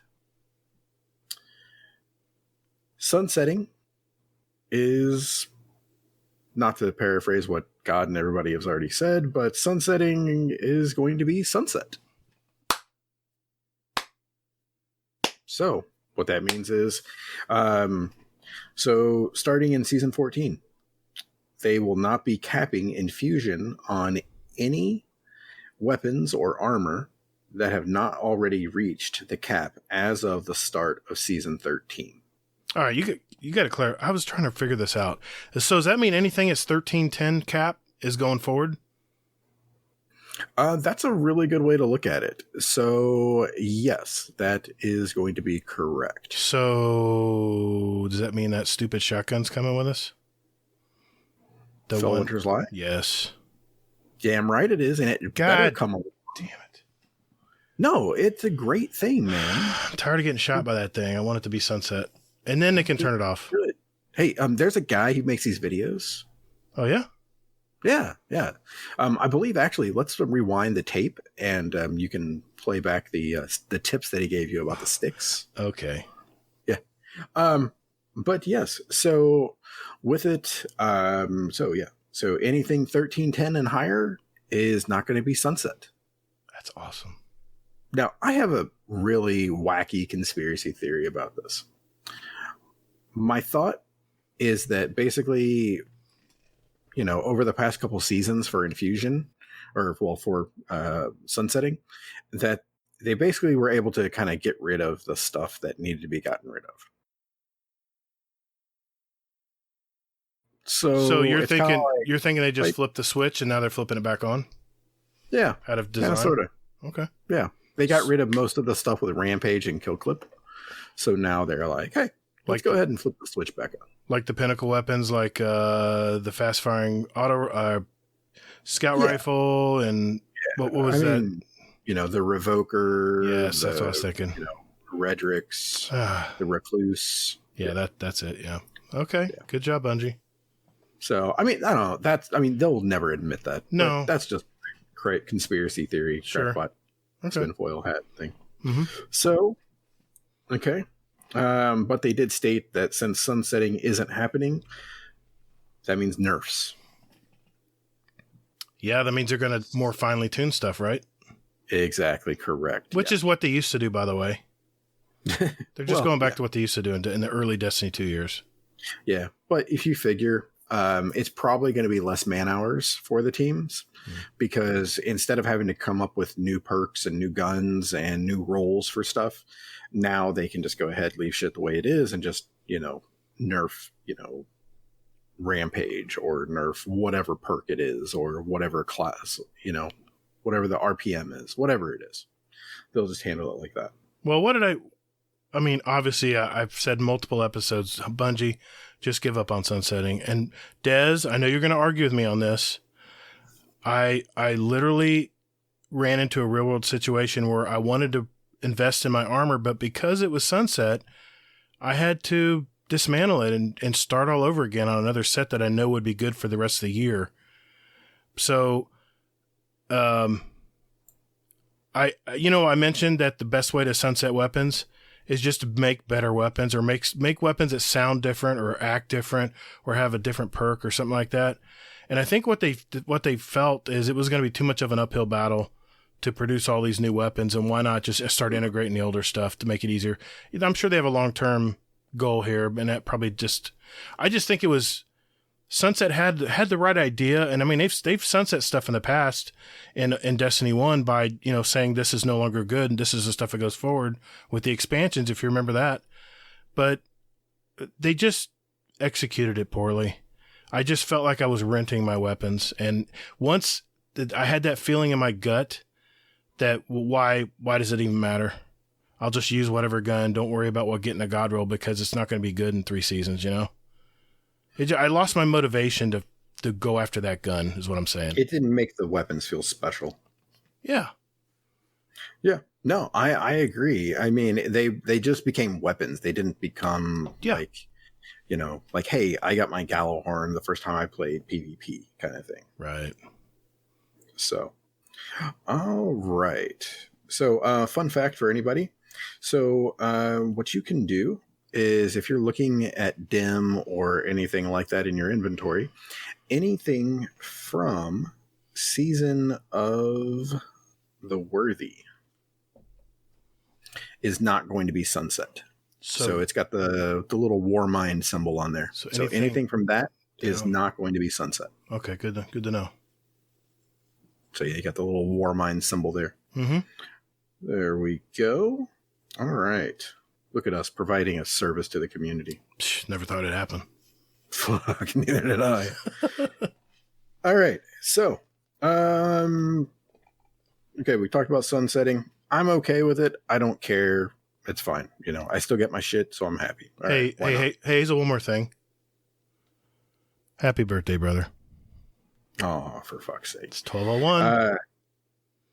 Yeah, it's funny. I walked upstairs just to take a leak, and there was all these 40s hanging down from the ceiling. Oh no! Walls. I'm like, did your wife print that out for you? Yeah, that was so sweet of her. Mm-hmm. Something like that. Got a good one there. Mm-hmm. She doesn't let me forget it. So moving on. Okay. Power level. So we all love the power grind. It's like our favorite thing to do in the world is just to grind power that's going to be fruitless in 2 months. So Bungie has decided to take that away from us, the joy that brings us. And they're going to make it so it only goes up 10 levels. Can you believe that bullshit? I actually like this. I mean, this addressed the problem we just talked with Ascendant Nomad about how 50 power levels. That was hard to do when you're not, he was out of town the first week. So when it came to playing trials, there were people, 40 light levels above what he could do, the 10 that he came back. It wasn't fair. And we had the same problem. So now we can automatically just start working on Pinnacles as soon as we get max light for this season. But I don't know. I don't think that's the solve though. That's the way it used to be though, Hazel. Used to be only 10. It's not the solve though, man. That's not the problem. Well, it's a Band-Aid for now. It is a Band-Aid for now. But that's the thing though, is that, this is not going to fix anything. All this is going to do is people are going to hit the 10 and then they're going to either leave or they're going to, find something else to do. No, I disagree. I think they're going to create more things to do at that power level and that we're just going to not be so busy grinding and having more fun and activities and actually enjoying the game content. And of course, weapon grind. You're always going to have that. Well, in regard to that, I have a thought. I think that this is all for right now and laying the groundwork for the Witch Queen. Yeah. Because I have a feeling, like how you said, that they're going to do more things. They're going to have pinnacle rewards and things like that. I don't know if that's going to be the case right now for the rest of this year. Mm-hmm. But I think starting in the Witch Queen, that's when we're going to be able to have, it's going to be a different game. Well, here, I'm going to read this sentence real quick. Okay. It says the Witch Queen will light the fire on a strongly interconnected narrative across Lightfall and beyond. We're not talking about the Witch Queen yet. Oh, okay. I'm sorry. I'm just extrapolating on that point you just made. I think they have something planned, as a short way of saying it. Well, yeah, they have a whole DLC. Yeah. All right. So, all right. So basically, just like we said, if you grind max power in the season that you're in right now, you'll be able to go for the next 10 when it comes out, basically. So, I wonder though, are they doing 10 or is it going to be going up 20? No, they said you'd be working on your Pinnacles. If you're a 1310 raw score without your artifact by the end of this season, 1310 to 1320, now that they're getting rid of sunsetting, you won't have to worry about that stupid number next to the gun anymore. We're basically doing Pinnacle. You'll be doing your Pinnacle drops, like your playlist and... Right, but the thing is though, is that, what if you don't get to 1310? Then is it just... Then you're going to have more grind. 1300, and then it's going to be 20 power level then. Yeah, the soft cap everything will just shift up. It'll just shift up 10. Yeah. Okay. Yeah, that's what I thought. So yeah, you're still going to, have 10 or 20 to go up if you hit the soft cap. You're right. As soon as you hit 1310, that's your hard cap. The 1310 to 1320. Yep. Yeah. Okay. So, moving on. Still in season 14, y'all. All right. Can you believe this bullshit? Season 14 is shit that, comes with a fucking DLC.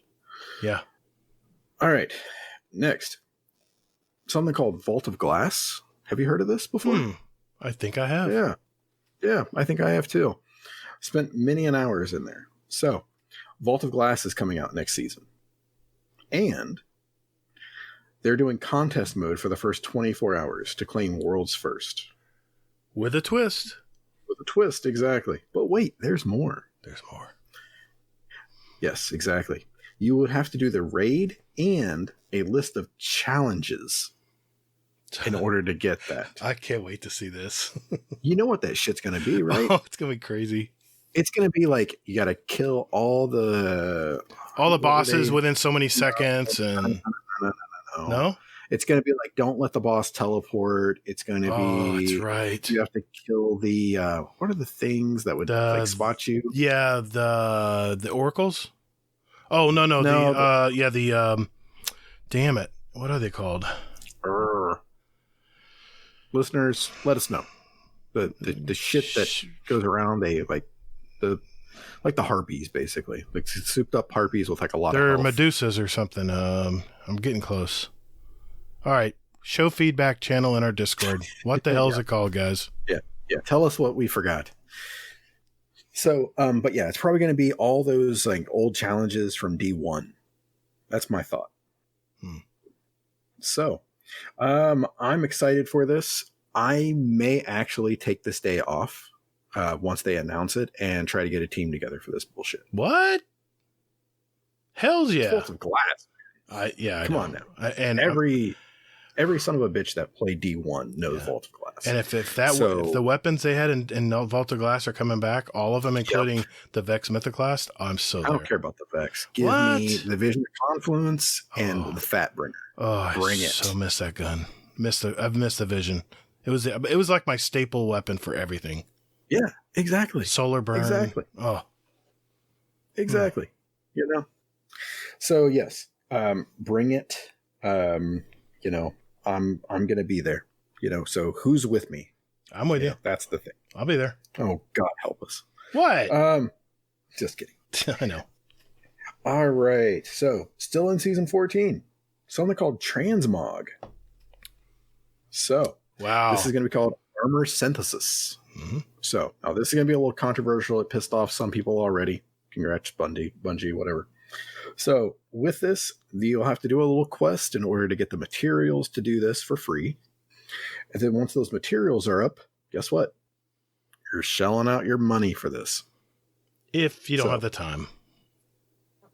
No, they're giving you a limited number of materials for this. Yeah, but you can run, if you look there, it says you can run bounties to gain more materials. But say that you want to do this for numerous sets. Oh yeah. You're going to be spending money. Yeah, I'm getting that Iron Banner set for all my characters in Iron Banner this weekend, so. Well, that's my thing so is this mainly just on the armor that's out there now, like the regular armor? Because the Iron Banner stuff, that's an ornament. Not always. You have a base set, and then you have an ornament set that goes with that base set, yeah. But once you get the armor, it becomes like an ornament at that point, and you can put it on any of the Iron Banner armor, though. I don't know that for sure. The base armor is the base armor, and then you remember back in Iron Banner in year 1, you could do all these extra bounties to get the or quest or whatever to get the ornaments for the helmet and everything. Mm-hmm. Yeah, I've got some of them still, but I didn't get them all. But even on the new armor that you get, you can still go into it and you can still put on the ornaments for Iron Banner. For Iron Banner. Yeah. Right. Yeah, you're correct. But not anything else. So I wonder if they're going to remove those ornaments, or are you still going to have those ornaments? I've got questions. It might come packaged. Might be a package deal if you already have ornaments assigned to it, maybe. I don't know. Fucking better not take away my ornaments. I'll be fucking furious. No, they're not going to do that. All right. So, something that made me giddy was all shaders are now permanent unlocks. That's season 14? Yep. Oh, man. $10. Not bad, Bungie.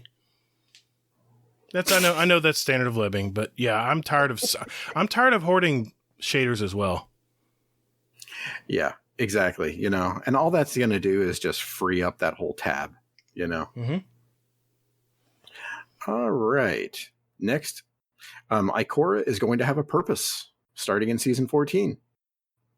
Yay. Mm-hmm. We'll see. Hopefully it's not some speaking line and then you never see her again.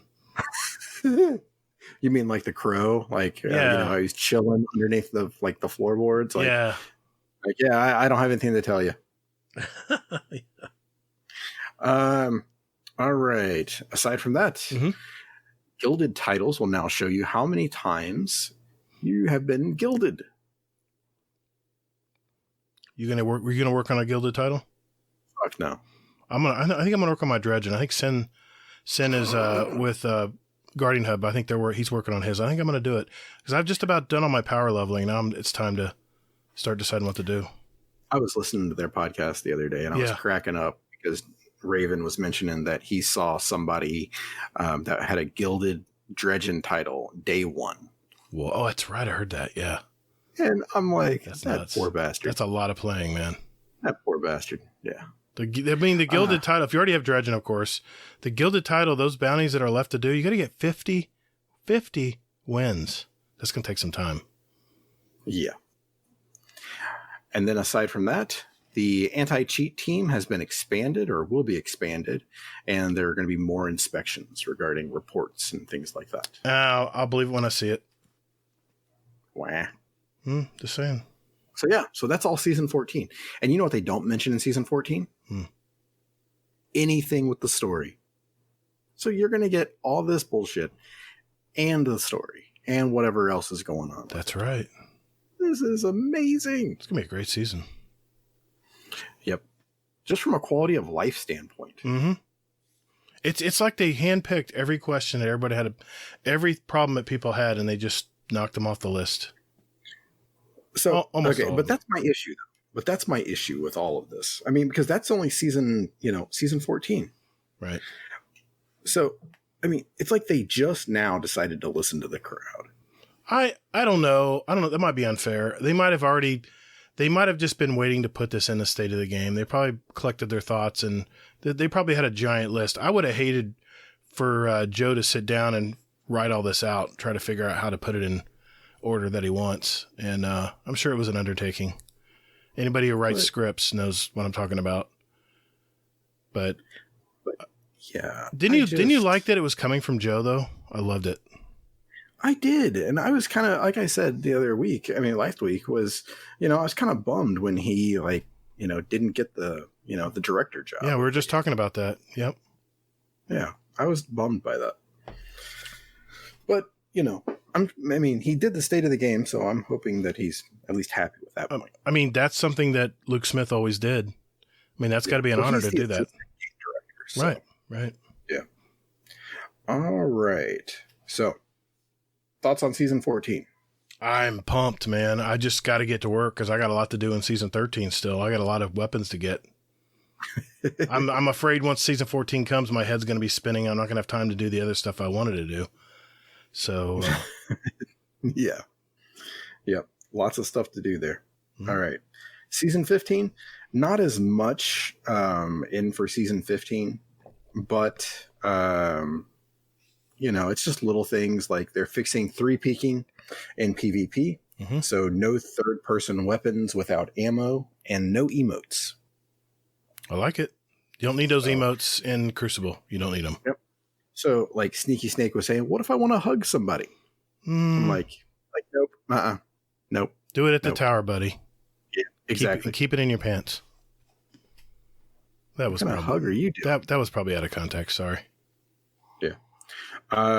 This one here, ability adjustments in season 15. Mm-hmm.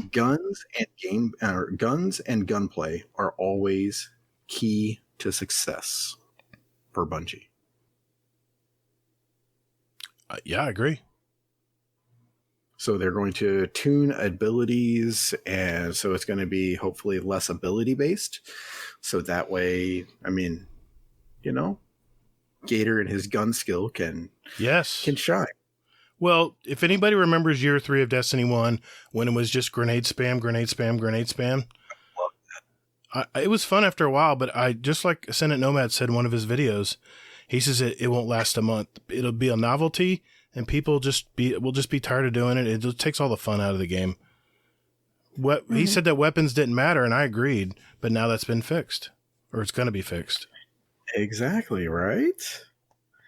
Okay. Also in season 15, like we talked about before, we get stasis, legendary, energy, and power weapons.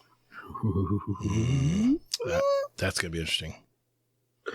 Have little Slurpee guns. I got a 7-Eleven Slurpee coming up.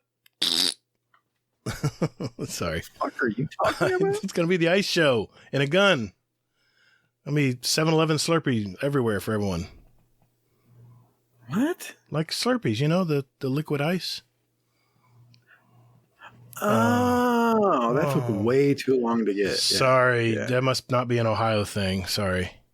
Yeah, no. All right. Okay. Okay, moving on. Mm-hmm. All right. And then the last note that I have here about season 15 is crossplay. Oh, do you hear that, Truth? Crossplay. Looking at you, buddy.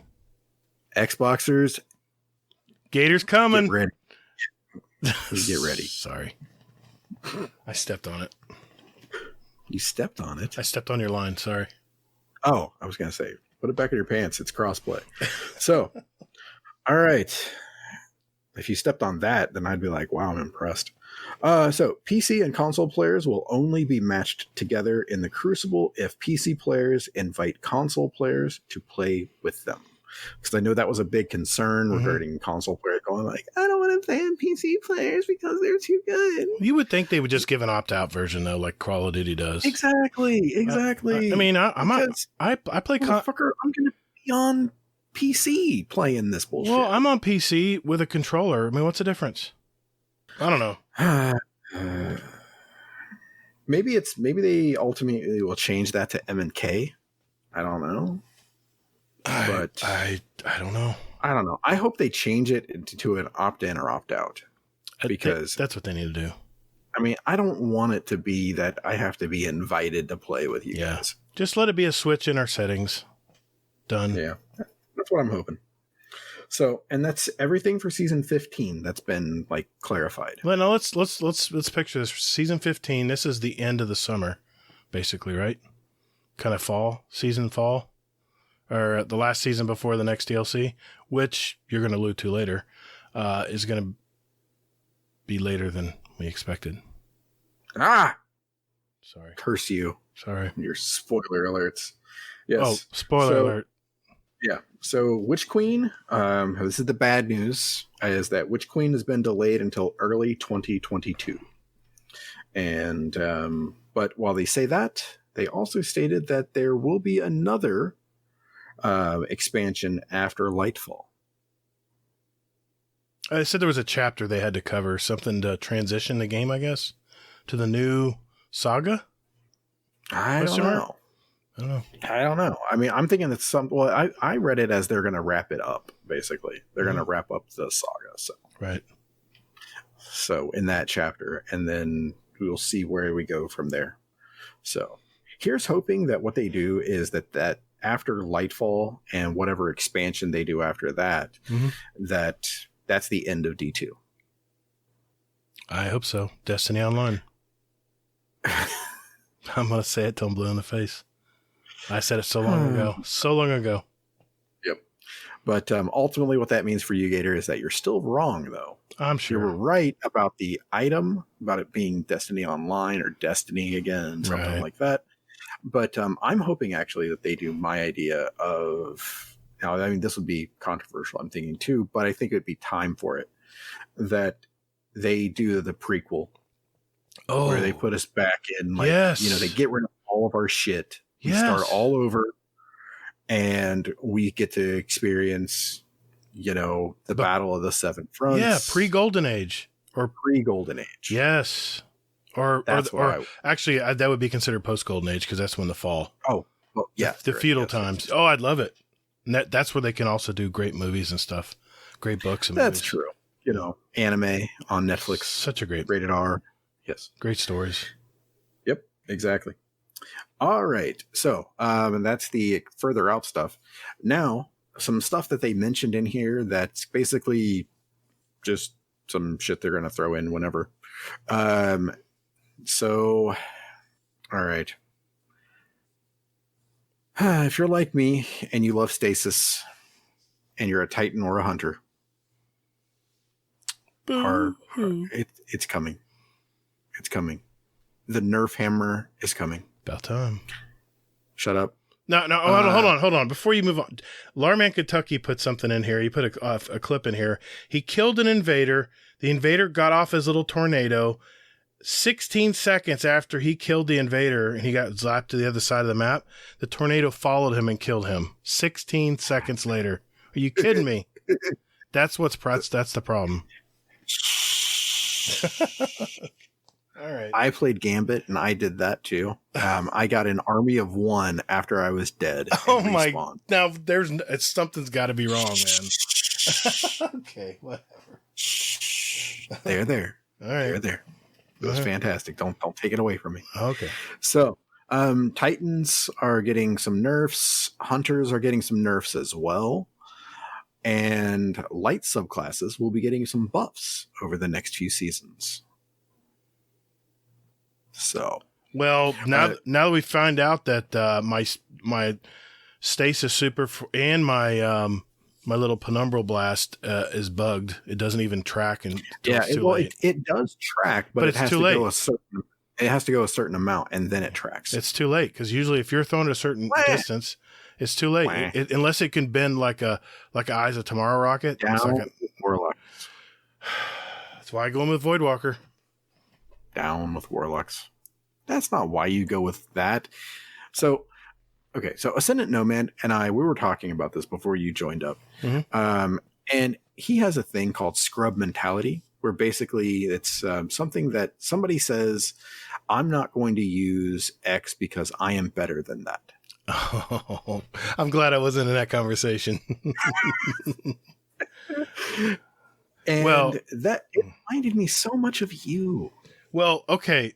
I'm going to answer that. I'm going to have a rebuttal here. If my stasis Warlock wasn't nerfed to the ground, where basically I'm floating around to get shot by anything and everything, or frozen by a grenade or what's those little throwing stars?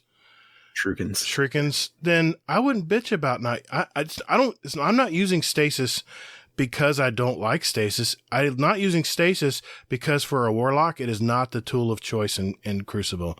If I got a hunter or a Titan charging at me with a stasis super, I want to be able to just one quick and done, either hit him with a Chaos Reach and knock him out, which I had a great time doing that playing Iron Banner couple days ago, or I want to throw a Slova or a Nova Bomb at him and just knock him out and be done with it. That's the reason why. It's not a pride thing. I never really liked freezing stuff in Crucible. I knew there'd be an issue with it, but I think they had to come out strong so people would adopt it. Otherwise, if it was junk, it would just be thrown aside once people realized it wasn't as strong. So I know they had to come out. They had to come out strong to get people to adopt the new. I understand where they're coming from now, and now that I'm seeing the full picture, but to answer that question or statement, that's the reason why I don't use stasis. Now, my Hunter and my Titan, I'm going to use stasis because you know why? Because they're freaking overpowered right now. It's the ice show. Doesn't it feel good, though? Wait a minute. How do you say it? I got to hear it. When you were saying it's the ice show the other night in Iron Banner, how do you say it? Shit, I don't remember. Come on, it was an old guy doing it. It was perfect. I got to capture it. Oh, it's the old guy. Yeah. It's the ice show. Thank you. Then we'll have two iterations of that soundbite now. There we go, yeah. It's the damn ice show. All right. So, moving on from that, we have Trials of Osiris is going to have its reward structure changed, and it's going to have a potential solo playlist. I like it. I like it a lot. I'm hoping that they give you the ability to lock in and team up with that group. Oh, like instant. Well, you can do that already if you opt in on TeamSpeak, but no. But is that going to keep you guys together? Oh, I see what you mean. For the whole card once you lock in. Exactly. Yeah. I don't know about that, but we'll see. Yeah, that's the only way I see that really working, because there is no way in God's green earth I'm going to team up with like two randoms and then like go into another match on my same card with two more randoms. They're going to have to be less stringent on the straight kills to go flawless. They're going to have to do something there because of that randomness. Yeah, exactly. So, I don't know. It's interesting. I'm thinking that they're probably going to end up doing what, everybody has said that they should do, is get rid of losses on the card. And it's just, however many wins you get is however many wins you get. I like go to the lighthouse no matter what. It just is. If it takes you 4 days to do it, to get your 7 wins, congratulations, you get there. That would keep me playing every week, even if I'm getting crushed. If I know. That's interesting. It's an interesting thought. It is. But, it basically gives you, let's face it, you're 3 and out, you're done. You got to reset your card. And not to mention you feel humiliated. You're never coming back. Aside from that fact, it would make people more of a student of the game, knowing that they just have to get win and pick them when they can. I like that idea. Maybe they'll do that. We'll see. They said they're going to change something. So Yeah, it'll be interesting to see how they pull that off, because I'm curious, because I mean, if they do that though, I mean, I think that's going to make a lot of people happy, but it's also going to make the streamers upset, because, or the good PvP players upset, because what's in it for them, basically. Okay, here's my argument to that. You're talking about 1% of the player base that are at the very top that'll probably complain about that. But I'm sorry, top 1%. I'm sure there's hell not in there. It's going to be the plebs and the mid-tier players that are going to make up the game that you can play. And you can stomp on people's faces. Yeah, but I mean, to me, there should be some reward if you go like 7 straight games. Why not have? Remember the beetle emblem in Destiny 1 that was so hard to get? You had to go past flawless to get it. Yeah.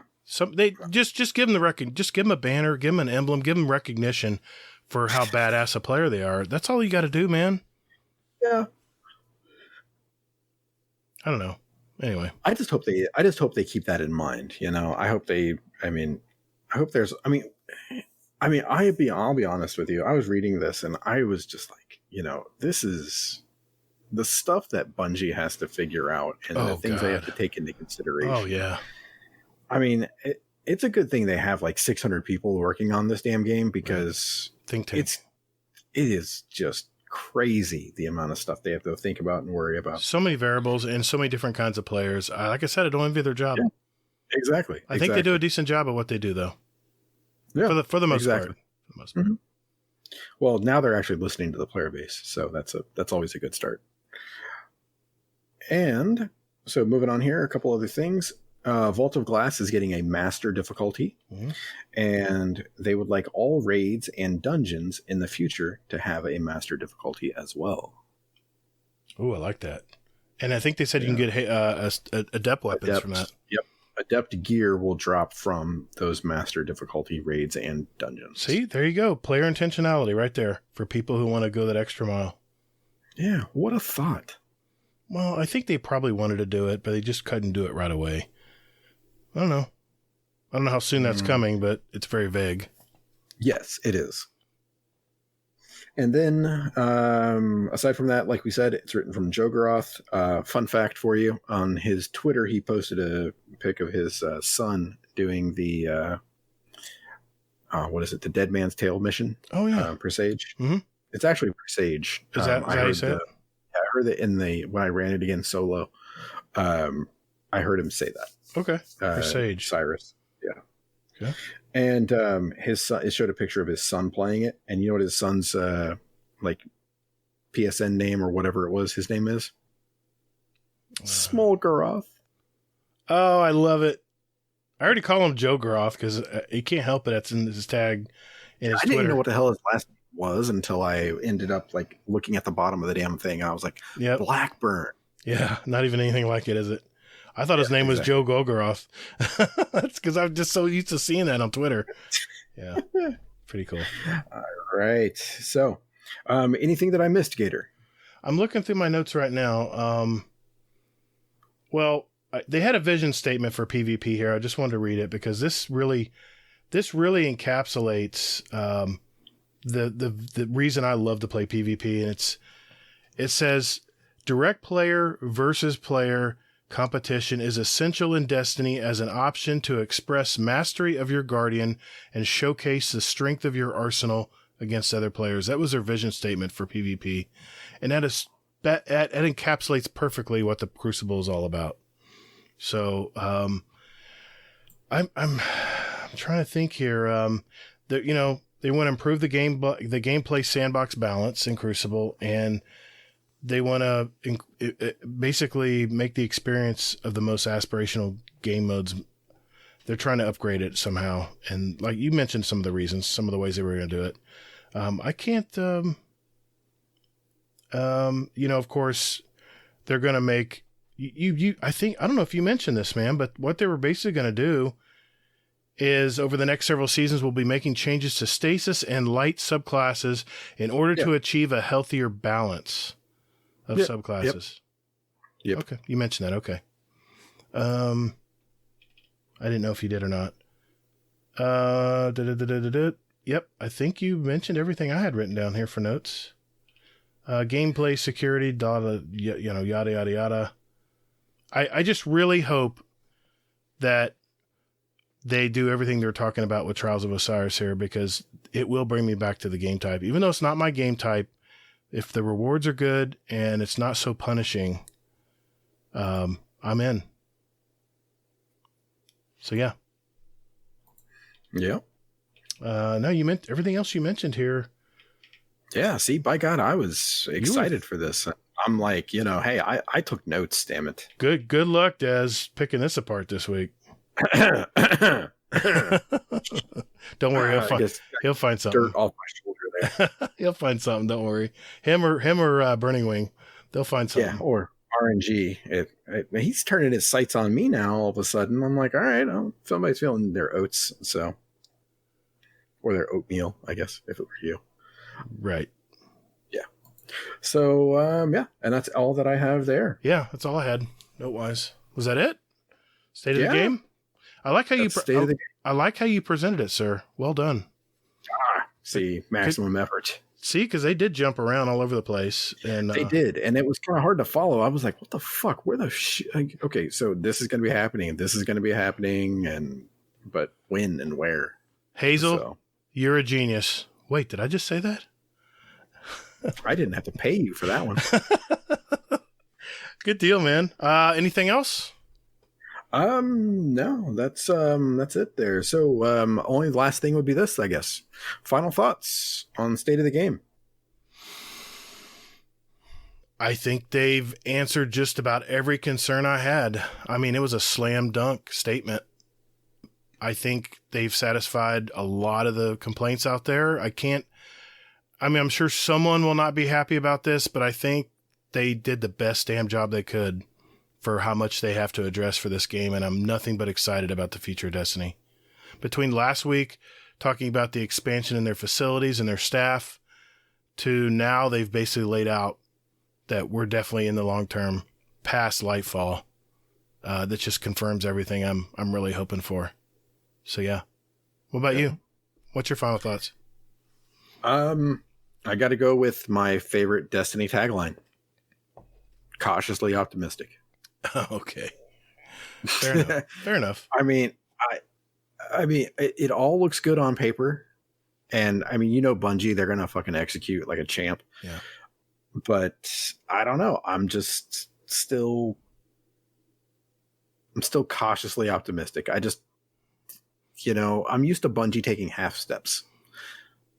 Yeah. So here's hoping that this is actually full steps. And they're like, hey, we're Bungie has a habit to me of saying like, hey, this is our big plan and we're going to implement it like a little bit here, a little bit here, a little bit more here. And it's just like, just fucking give it to us all at once and not this piddly bullshit of just screwing around. Just give it to us. Right. Right. Well said. Yeah. I we've been burnt before a few times, but every DLC, it feels like. I just have a good feeling about the direction and the energy I'm seeing here from the company as a whole. I'm really liking what I'm hearing, man. And there's a few things I still have, still pissed about. I know 30 and Still Gaming talked about full transmog of your weapon, how you can bring it with you year to year, forever, as long as you want, and you just keep upgrading it and getting different perks for it. I really like that idea that he had probably a year and a half ago now. And since we had him on our show, and I've always believed in, I think people get a weapon, it kind of represents their personality. They kind of stamp their own shader on it, their own look, their own feel, their play style. And I don't think that should ever be sunsetted. I think you should be able to bring those guns with you in any new or future content.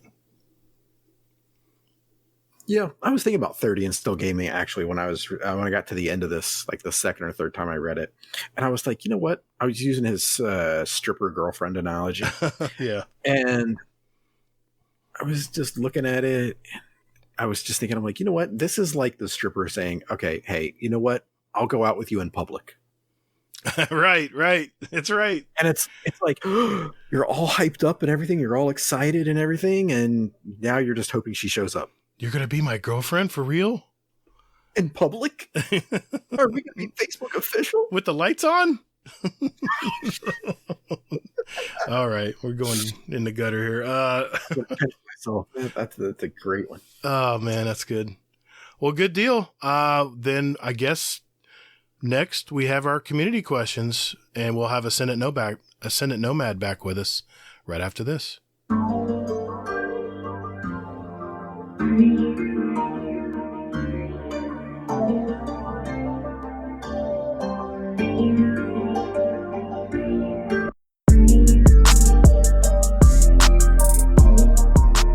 Hey Guardians, would you like to send us a question for the show? Well, there's 4 ways to do it. Number 1, join our Discord server.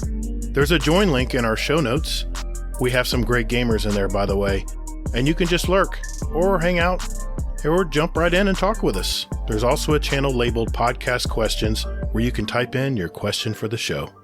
You can also email us at guardiandowncast@gmail.com, or we also tweet out almost every week about our upcoming show, guest, and you can respond there with your questions at guardian_d_cast is our Twitter handle. Finally, you can send us a voicemail with your questions at speakpipe.com/guardiandowncast. Remember, that's all one word. And we'll play it on the show for you guys.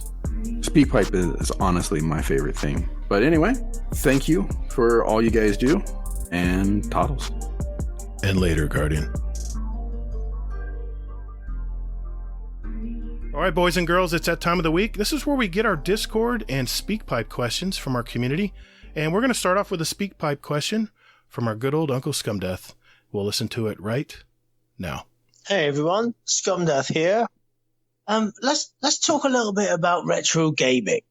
Right, to me, retro gaming is probably 20, 30 years ago. Got your 8-bit games, 16-bit, 32-bit. So, say that's 20, 30 years ago. What will retro gaming be in 20-30 years' time? Will it be like, oh, do you remember when it was 30 frames a second on your screen and all stuff like that? I really don't know. I've been thinking about this. So, what do you guys think? Love the show, dudes. Thank you, Mr. Uncle Scumdeath. We appreciate that question. Wow. Okay, so, 20, 30 years ago, it was all about 8 and 16-bit games, right? I guess what he's asking is I guess in the next 20 years, 30 years, what's going to be considered? Yep. What's going to be like outdated and that we're going to look back and go, do you believe we played those games? I don't know. What do you think, Ascendant Nomad?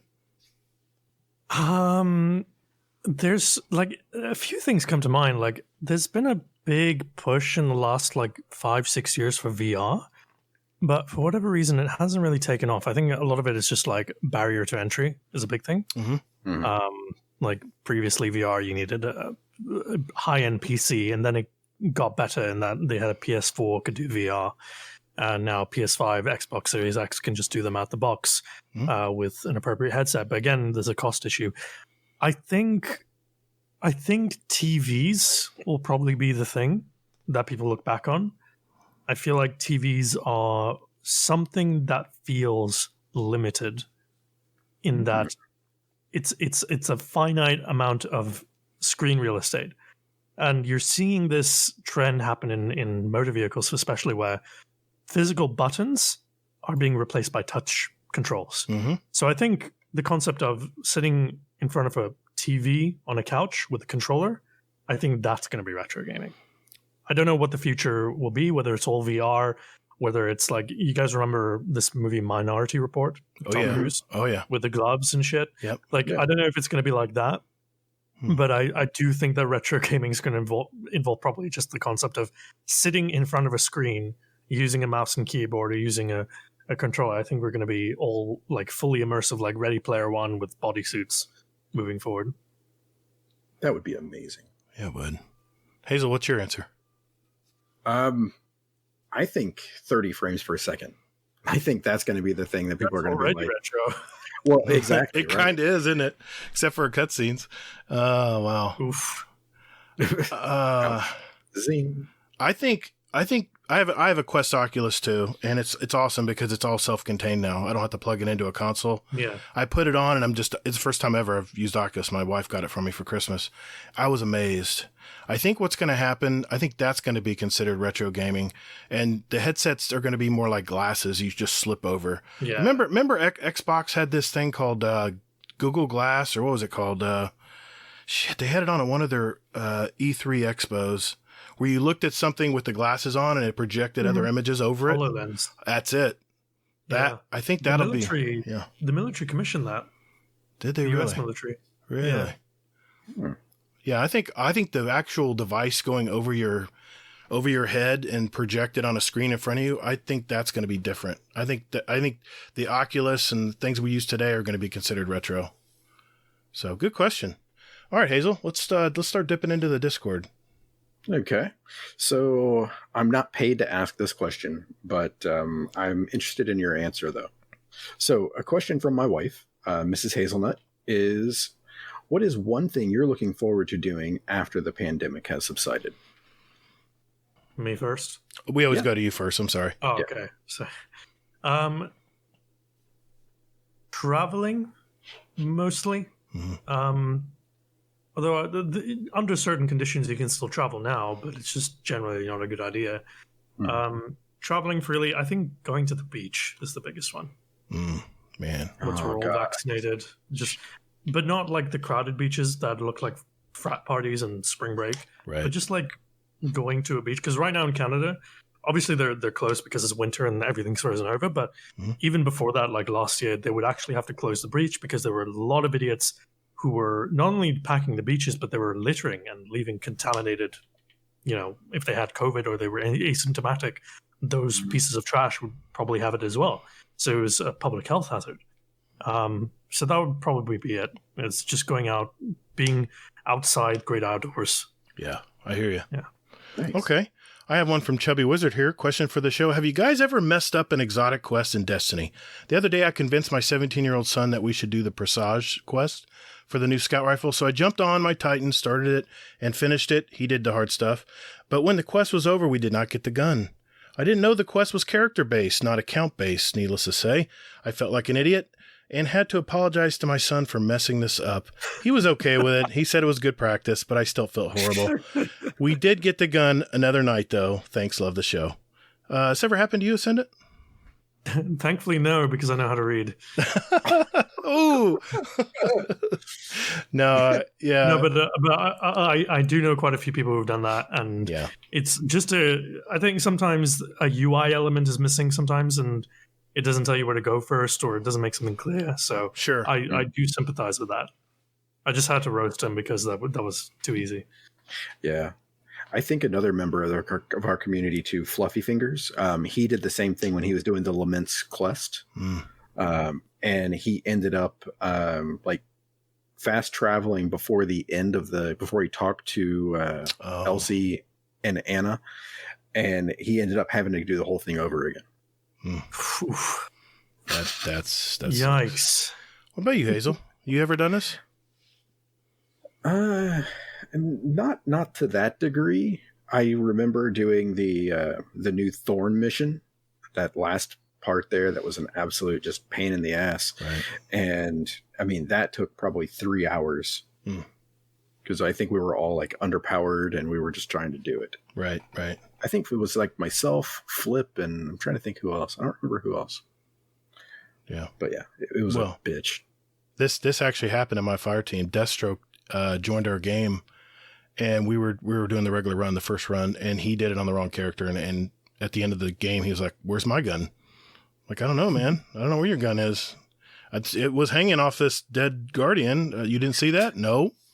So he had to go do it again too. So I feel for him. I do get it. And sometimes Destiny can be a little cryptic in how they explain things. So, yeah. Okay, Hazel, your turn. Right. Let's go with this one from Uncle Scumdeath. What is the funniest film ever? Oh no! Oh, I got this one. No, that's not fair. Well, name one of your funniest films you like. Airplane from Yes. 1975, I think, something like that. Good choice. That's a brilliant movie. I know a lot of people are like 1975. They didn't have TVs back then. Yes, they did. First of all. Yeah. And second of all, they knew how to speak without apologizing every 2 seconds. So, Wow. yeah, I don't think it would get made these days. that movie would certainly not get made. Are you kidding me? No way. I watched it. What, 2 weeks ago, and it's just like I just felt ashamed for laughing at some of the stuff I was laughing at. They're like dirty jokes, you know? Yeah. Well, it's not even that. It's just things have changed so much. Yeah. The black guy speaking jive or whatever it's Oh called, my that God. would not fly today. Oh my God. There'd be an uprising. Holy God. Oh, yeah. And then there was the scene of the autopilot and The blow up doll. Oh my that God. would not pass sensors at all. That's hilarious. I gotta go watch that now before I go to bed. Yeah.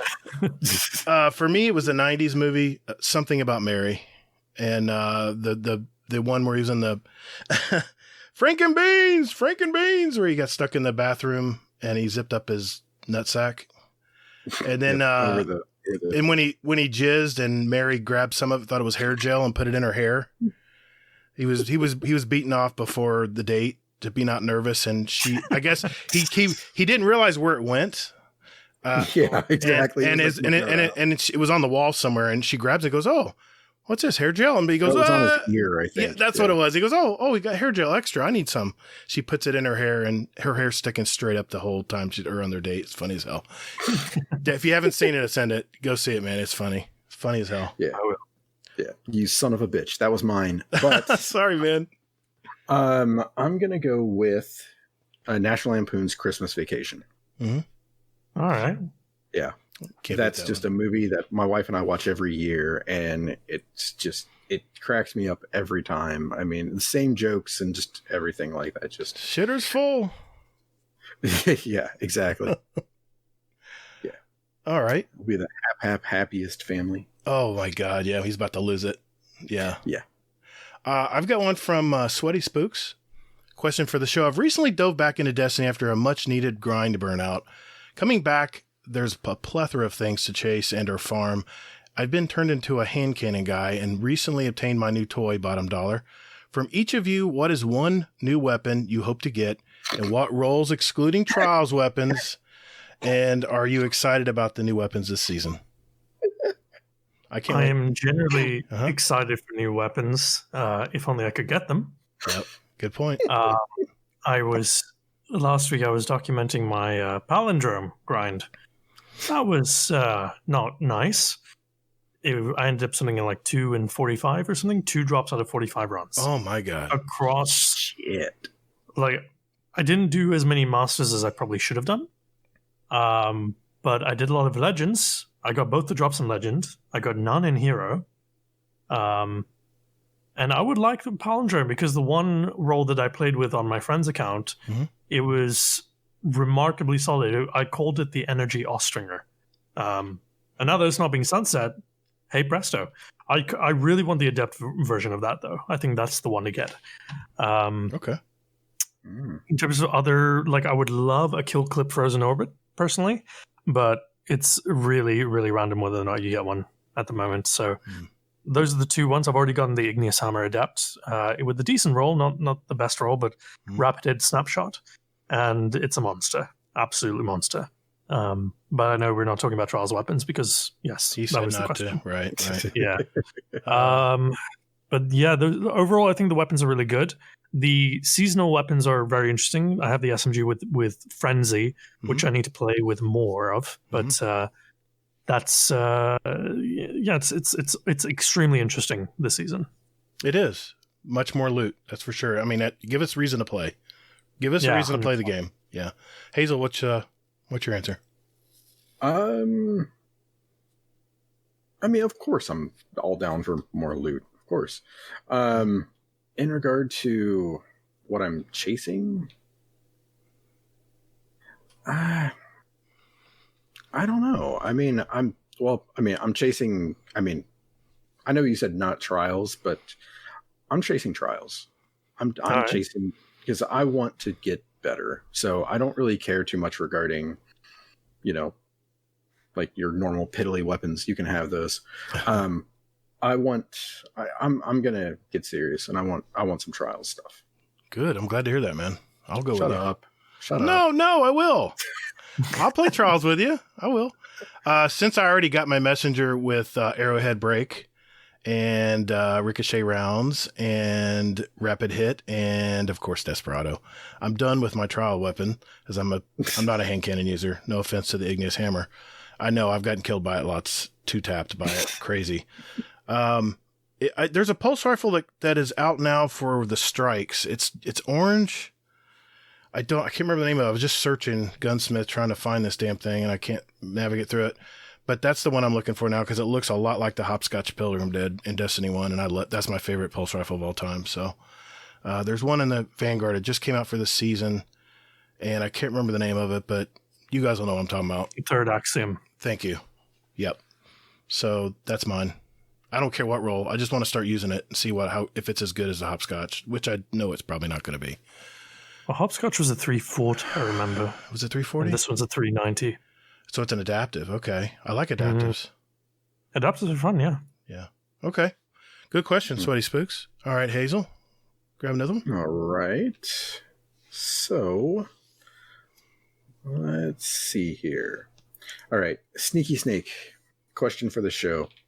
If you could only eat one meal, starter, main course, and dessert for the rest of your life, what would it be and why? One meal, starter, main course. Okay, starter. Shit. Who eats a starter? I don't. The Italian soup, and they make this lovely thing called a burrata. Have you ever heard it? No, I haven't. It's like buffalo. It's buffalo mozzarella, and it's served with, which is like this very loose, soft, almost like soft served cheese. It's a really strange thing. It's served cold, salted and peppered with a bit of olive oil, a bit of lime as well. And you serve it usually with Modena balsamic vinegar. So it's a very sweet balsamic vinegar. And the flavor profile is just wonderful. It's like a wonderfully sweet and tart amuse-bouche. Gets you really in the mood for the rest of the meal. If you're going to start with burrata, you can't then go flip the script and have a curry because that's weird. I would probably spring for, I guess I would stay in the Italian realm, I guess. Probably a good spaghetti bolognese, which is sort of like a curry. I know I just said don't do a curry, but good spaghetti bolognese with the burrata.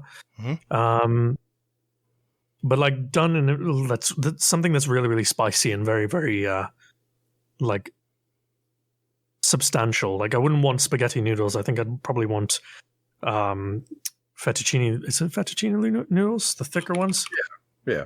The wider ones. The wider ones, yeah. So fettuccine Alfredo, I think probably. No, fettuccine bolognese, not Alfredo. Would be the meal. And then dessert, I'd have to go with tiramisu. Just all Italian. And a good cappuccino. All right, back, guys. I got to go to the kitchen. Be right back. Damn, my mouth is watering right now. Yeah. Have you ever thought about narrating like food videos? Yes. I've been asked to narrate all sorts of things. I bet you have. Including a piece of erotica. Oh, shit. It's quite an interesting request. There's an interesting gamut of emotions when people ask you that. It's like, on one hand, I'm flattered. I'm doing something right. On the other hand, ew, what the fuck? But was it Destiny related? No, I'm just kidding. It was not Destiny related. It was just like somebody, back when Tumblr was a thing, somebody linked me a Tumblr article. I was like, can you just read this for me? My girlfriend's on the headset. I was like, oh my God. So I got through about 2 sentences of it and I was like, I can't do this anymore. Can't do it. Shit. Wow. That's its OnlyFans now. Oh my gosh. What do you got, Hazel? Lay it on me. Well, it's your turn. I asked the question. Oh, damn it. Okay. I'm a plain old Southern boy from Florida, born and raised, and I'm a breakfast guy. So nice. I'd have to start with homemade biscuits with jelly, Oh. grape jelly, and real butter as a starter. Nice. Then I just love oatmeal, man. I love oatmeal with sliced Really? bananas on top. Is this a starter or No, that would be my main course. Is going to switch to oatmeal. okay. I'm a carb guy, and what would you have with the oatmeal? I'd have sliced bananas on top. Yeah. Just a touch of sweetener, just to get a little bit of sweetness to it. Sure. Maybe some walnuts. Yeah. I put a little walnuts in there if it's fine enough. And I cannot cook to save my life. It's the one few things I can make. My wife does all the cooking, but and just to piss Hazel off, I get a big old fat slice of key lime pie. Because it doesn't go with a meal. He's gone very quiet. He bites his tongue a lot, so I'm used to it. I do. Yes. There's a nice callus on there. He has a signature sigh too. Usually happens. Yeah. We'll keep it up. I'm sure you'll get it. Okay. So, for myself, I have to go with a good Caesar salad as my starter. Hmm. And then the biscuits, though, that was you almost swayed me there. Then the main course, I've been thinking about this actually since he posted this and earlier today, and I'm just like, the first thought was exactly like, spaghetti bolagnese, just Bolognese sauce. Oof. yeah. It's just fantastic. Like he said, like you said, Ascendant Nomad, like the wider noodles, like a cavatappi, something like that. That would be fantastic. And then dessert, I got to go with creme brulee. Yeah, That's good. can't beat That's that. my favorite, no matter what. So Yeah, can't beat See, that was a grown-up meal, and then we have Gatr over here with breakfast. I'm a Southern guy. Just give me my Well, you Southern only get- food. you get one meal for the rest of your life. I'm good with that. I ain't eating oatmeal. No, I'm good with that. Oatmeal's good for you. It's a complex carb. It's good for you. Good for your Well, heart. if it's the last meal that you'll ever eat, Oh, I don't know, but that'd be different now. Last meal. Gators like if I'm on oatmeal. death row and ask what I want to have for my last meal, that'd be different. Totally different. But right? no, if I had to eat this every eat day, no, give me a break. Oatmeal. No, Fair enough. no, I don't think so. No. The question was one meal per forever. That's it. That's Yeah. something. That's something I could eat every day. So that would be your last meal too, then. No. Well, True. damn, True. God damn it. All right. All right. Let me find another one here. By the way, Ascendant Nomad, we have them pinned in our podcast questions. If there's one you see in there you want to ask, just let us know. We got a lot. There's no way we're answering all these, but we'll dip into some of the interesting ones. I got one from Jealous here. He's got several of them. All right. Question for the show. What was the coolest school final project you got to do in school? Mine is going to be my upcoming one. I have to build a power supply. Wow. I don't think he misspelled it, by the way, but Mine? MYN? he's hip. Oh, I'm sorry. I'm a boomer. Never mind. I'm sorry. I apologize, Jealous. This is like 2001 shorthand text. You remember that? Ah, God. When you had for like. yeah, when you had the flip phones. Yeah. Yep. This has just turned into the boomer show, hasn't it? Oh my God, dude. Everyone already calls me a boomer, even though I'm not. Yeah, what do you think? Coolest school final project? Yeah, so I had one that was particularly cool. There's a program called Formula One in schools. Are the two of you familiar with Formula One? Yeah, I am. Oh yeah, of course. Yeah. Yeah, so for anyone in the show not familiar, it's basically like what's considered to be the pinnacle of motorsport. And Formula One in schools was basically an incentive to get more kids into engineering. Basically, you had a set of specifications. The idea was to race a miniature car that was powered by a compressed CO2 canister. Oh, sweet. Like a gas canister that got pierced, and then it would fly down this track, kind of like slot cars. It would fly down this track, like a 100-meter track, and you had to, get a certain time. And it all came down to aerodynamics and, the mass of the car, et cetera, et cetera. Right. One team built like independent suspension for all of the four wheels, and these wheels were the size of like your nail. It got really super complicated. Really? So that was my school final. There was 5 of us. We had a team. 3 guys were doing engineering. The girl was doing business, and I was doing the media. And I had to create like a team logo, and I had to create like a video for us. And this is like high school, so this is as cringe as you can imagine. But I had I had a bit of input on the engineering, not too much. And yeah, we ended up winning the school competition. We ended up winning the national competition. And we ended up getting invited out to the world championships, where we were handily beaten by some weird German kids. Oh, no shit. Who had their independent suspension, who had they showed up to this thing. Everyone was wearing like their school uniforms, right? Oh, but these guys showed up in race suits that they had designed and then got made from some sponsor, from some shed in Germany that just sponsored them, put their name on them. Oh, and they ended up winning the whole thing. And it was a really, really damn good experience. We got to go to London for it as well. Wow. And got to meet Lewis Hamilton in the process. Oh. So that would be my Bonus. entry for coolest school project. Well, hell, Wow. shit. What do I got? What do you got, Hazel? I made a volcano. No, I'm just kidding. No, well, mine's not even that enthralling. Mine was now. Okay, I'm going to say this, and people are going to judge me, but I judge myself every day. So I did I think it was a 17-page paper on tetrahydrocannabinol. Say what? Marijuana. Oh, got you. There's a soundbite. And I ended up getting an A on the paper, and then mysteriously the next day after I turned it in and got my A, I got drug tested. It's the weirdest thing. Oh, I thought you were going to say locker search. Well, I'm sure that happened too. They didn't have to tell us that. Right. But yeah, and I passed the drug test, and I was just like, this is weird. Okay, sure, I'll pee in a cup. So yeah. Nice.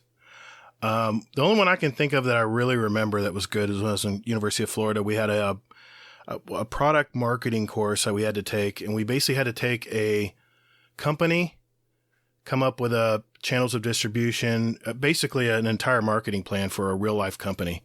And we had to go interview the owners. We had to go look and see what their product was. And we did one for Piper Aircraft, and our other company, we had to do 2 companies. It was a local local auto parts supplier. And you can imagine the auto parts supplier was a little tougher to market, but we had a 4-man team, and God, I'll never forget. It was just the best time I ever had. Just putting marketing plans together for companies. That's what my degree was in, is marketing. So, yeah, that would have to be my coolest one. What do you think, Hazel? One more each, and maybe have Ascendant Nomad pick one? Sure, if he sees one that he likes. Okay. Yeah. All right. All right. So, don't want to go with that one because that one's a little crazy. So, or it could lead us down to a dark path. So, let's see here. I'm curious about this one from Sneaky Steak. So, if you guys go through your playtime for the week overall, what is your average time playing Destiny 2, and what do you usually do for that time? I think my average playtime for the week right now is around 30 hours. And I think the majority of it, funnily enough, is doing various PvE activities. Trying to get a palindrome. Yes. Trying to get a palindrome. It depends on the weekends, it's definitely more Crucible focused. Trials and just general Crucible to keep myself warm for whenever somebody needs a third. Mm-hmm. But during the week, it's exclusively PvE and high-level PvE stuff. I don't have a specific activity, like I was saying earlier. Mm-hmm. I don't really have a set loadout. I like to experience the game in its entirety. I'm not someone who can just live in control, to be honest. It bores me. Mm-hmm. So, yeah. Cool. Nice. Do you do Iron Banner? I do. Well, right now I certainly am because I want to be 1310 for the Grandmasters. Right. Yeah. Yeah. Nice. Okay. It's my Are you turn. doing Iron Banner? Oh, absolutely. That's my favorite thing. Really? I love Iron Banner. It's chaotic. Yes. I cuss at it all the time because I don't understand a game type that encourages people to not play the objective correctly. Take 2 flags and landlock them. Lock them in their spawn. But the way Iron Banner's designed, it's designed for everyone to run around crazy with their shotgun and whatever they want to do. I mean, they literally throw bodies at you because they want to capture those points. And I just and if I'm back sniping or trying to do zone control, and then all of a sudden they spawn behind me, I'm just like, okay, I'm got to run back to the new spawn now, and it just frustrates the hell out of me. But I love the gear. Like this is my favorite. This season's armor is my favorite of all the Iron Banner sets. Yeah. So I'm going for all the sets on all 3 of my characters. Nice. But I see. I play usually an hour or so in the morning before work. I'm self-employed, so I can go to work when I'm ready. And then normally my main playtime is from 9 o'clock to about 1 o'clock every night. Just about every night. So I don't know whatever hours that keeps up to, but that's my schedule. What's yours, Hazel? So, well, when I'm not playing Ghost of Tsushima, I'm pretty much maybe around 10 to 15 hours a week. Okay. Pretty much mostly right now I'm just trying to get to power level. So trying to get to 1310. So, or at least 1300. Right. So that way I can dabble in some, upper level PvP stuff and that. Can I just say bravo Bungie for dropping more in-game material, more in-game legendary stuff in this season? They've definitely been listening to us because I've got so many of those Time War Inspire pulses, and I love that gun. I have one with the Iron Gaze and the it has a reload perk on it, so it negates the penalty from Iron Gaze. So I have like 70 stability on this fast firing pulse. So I'm loving this new rifle. But I love how they're giving more drops, or at least we're getting more frequent drops from playing Iron Banner. Mm-hmm. All right. So Hazel, or was that your question? That was my question, yes. Okay. Ascendant Nomad, I was really curious about his answer. So yeah, gotcha. There's one thing that Uncle Scumdeath has seen. He's getting a lot of representation this show. Mm-hmm. Question for the show: what is the best sound in sport? Whilst playing golf online, and you do a perfect tee shot, the sound of that ping is beautiful. Love the show. The best sound in sport. This is my Pakistani coming through here. It's the sound of a perfectly placed cricket shot when the ball hits the middle of the wood bat, because the bats are made of wood from willow trees, and they just have this beautiful resonance. The leather against the wood it's this, not a whip crack, but just a lovely, satisfying crack. And it doesn't matter how many people are in the stadium. I've heard this several times live. There could be 50, 60, 70,000 people in the stadium, but that crack pierces through everything.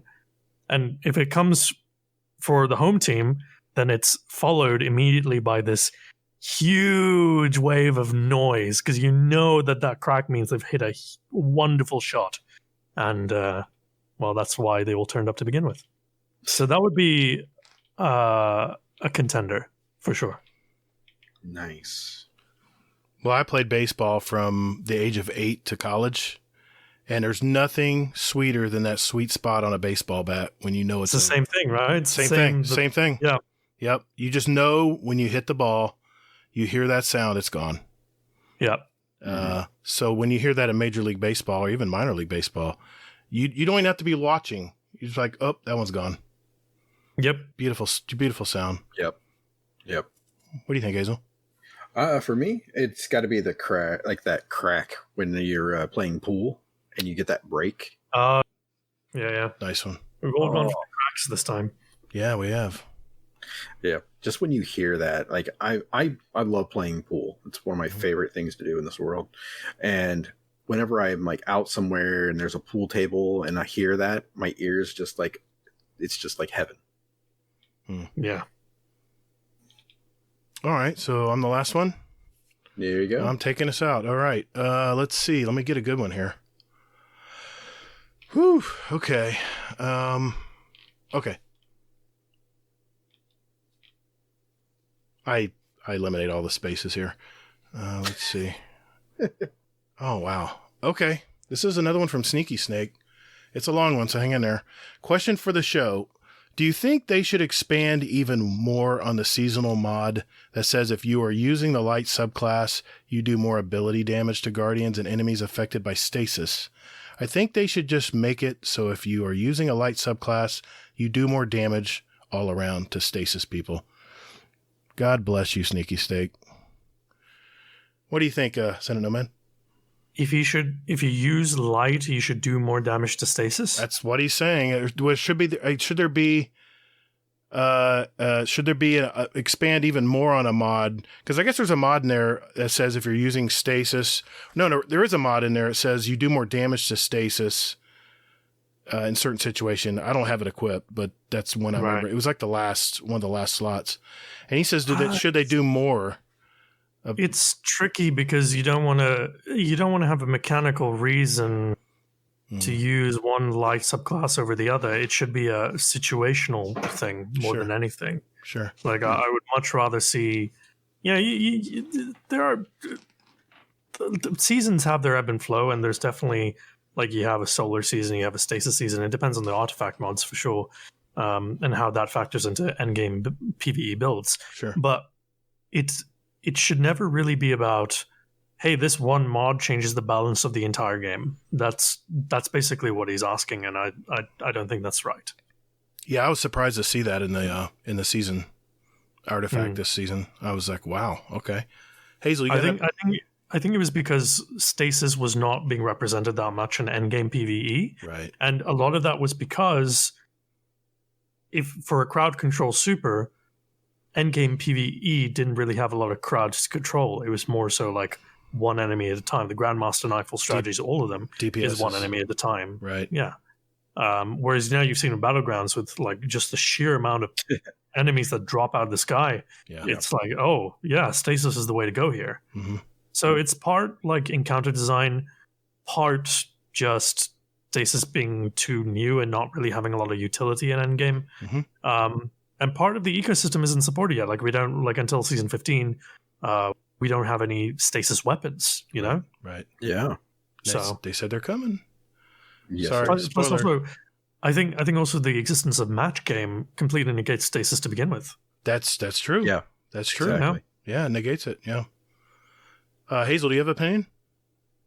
I still think, like I said before, I'd like to see them. I mean, I know this is completely implausible and they're not going to do this, but I'd like to see them go that, that solar subclass kind of weakens the stasis. And then it's like, sort of like that, what is it? Where like the one video game where it's like, you have tanks that are, that take down the air takes out the infantry is, better than a tank. Mm-hmm. It's kind of has that mechanic to it where Destiny would kind of be that way. Right. All right. Well, Ascendant Nomad kind of reiterated my opinion there, so I'll leave it at that.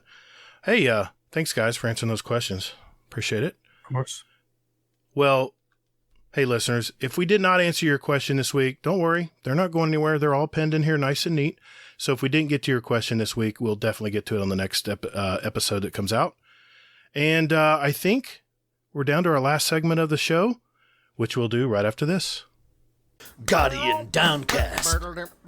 Guardian Downcast. Yeah. Guardian Downcast. This is an intro. Guardian Downcast. Guardian. Not copyright. Guardian Downcast. Alrighty. Thank you, Mr. Elmer Fudd, for that introduction. Well, this is the last segment of our show, folks. This is where we pick our 2 songs each for our award-winning Guardian Downcast show playlist. Just a little sample of, like I said, what the 2 of us and Ascendant Nomad here like to listen to. And we invite you to listen to it as well. Just search for Guardian Downcast show playlist on Spotify. And we're on iTunes now for all you Apple guys out there and gals. I always post links in our podcast description notes if you want to look for those links and follow us and see what we add every week. We now have 570 songs, 40 hours, and 38 minutes of great music representing all of us and all of our past guests for nearly 2 years now. So I'll start with you, Mr. Ascendant Nomad. What did you pick this week? I picked 2 songs, one by M83, the other one by a small, well, not small, but like a little more obscure band called Massive Attack.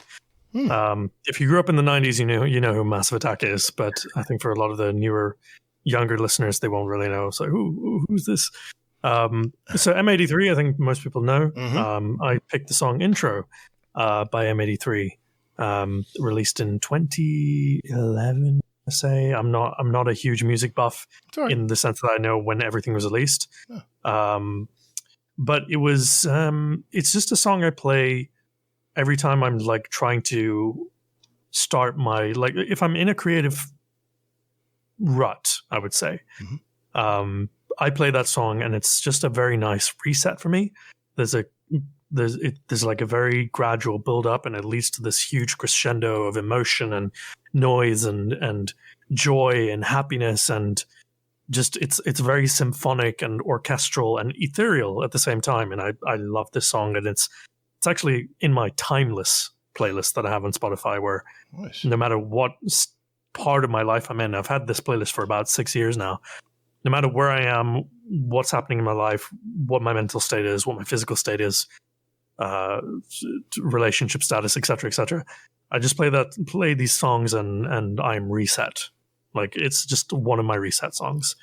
The second song by Massive Attack is again one of my timeless ones, but this one is called Teardrop, and it was the theme song for the House TV show way back when. Oh yeah. But I have loved that song since before House, because this song has a very special place in my heart. It's the first song I ever used in a short film. It was my first ever song that I made a video to back in 2008. That's awesome. So when I play that song, when I hear that song, I'm always reminded of how I got started. And it's a way of reminding me of where I came from. Isn't that great about music, how it can take you right back to the place you first heard it? Oh, yeah. I love it. Absolutely. Yeah. So that's why I picked those 2 songs, and also they're just bangers. So that's equally a valid reason more than any of the gooey, soppy, emotional reasons I just gave. Great picks, man. I like them. Thank you. Hazel, what do you got this week, man? All right. My first song is Perfect by Logic. So there's a guy that I watch on Twitch. His name is Gotham Chess, and he plays chess. And he plays just these like random songs, and it's just like a playlist that he put together. And I heard this, and thank God that, because I had never heard the song before. And then all of a sudden, like, a lot of people were like, yes, and like just saying what the name of the song was. And ever since then, I've been listening to it, and it's just something that I just had to add to this list. Okay. And then my second song is from 2004. And it's Scars by Papa Roach. Great song. Great song, Papa dude. Roach, let's go. Yeah. Exactly, Hell right? Yeah. And I thought about adding, Last Resort or something like that. No, Scars is better.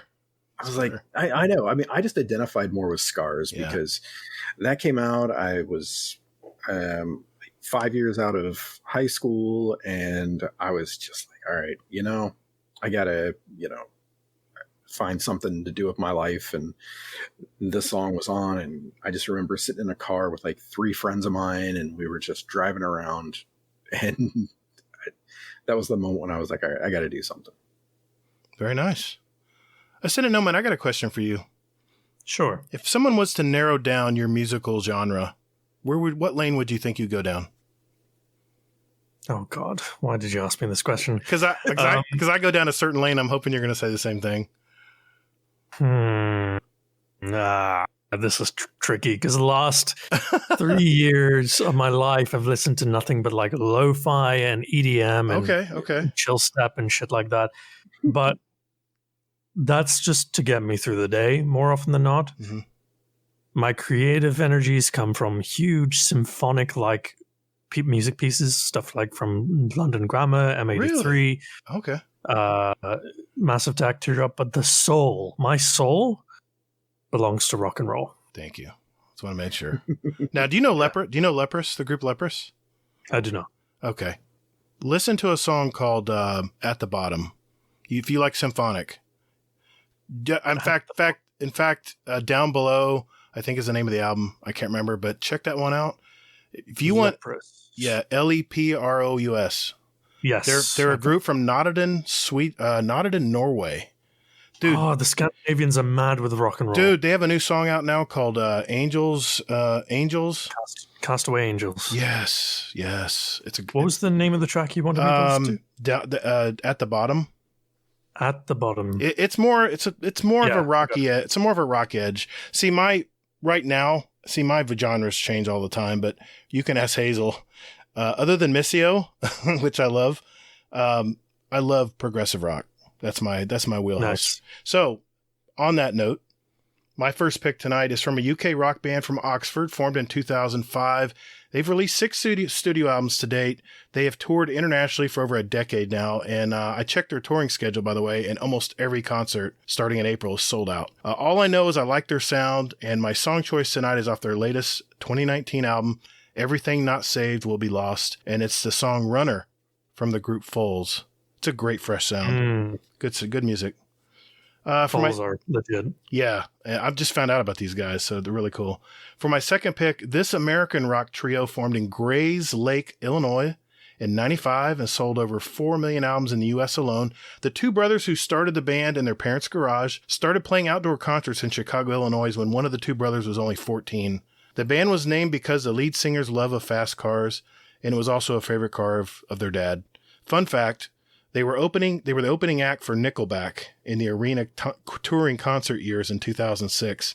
I know Hazel will get a kick out of that. Okay, my song pick is off their 2002 album, Wonder What's Next, and the song is Send the Pain Below, which is my favorite song of theirs, by the way, from the American rock band Chevelle. I can relate to this group because I actually, when I was 15, I had a friend with a beat-up 68 Chevelle, and this beast took us everywhere back then. None of us could drive except my friend, and I honestly don't know how I'm still alive, to be honest. The shit we went through. Oh, my God. By the way, Chevelle just released their latest album. I hope I say this right. Neartus, and it's their first album in over 5 years, so make sure you guys check those out. As requested, Mrs. Gatr has chosen a song this week. She says this, easily the weirdest and most fun song on my 2008 My Morning Jacket album, Evil Urges, is this gem called Highly Suspicious, or as I always think of it, oh God, she's trying to learn Spanish, Pudin de mantequilla de mani sorpresa. So, round of applause. Thank you.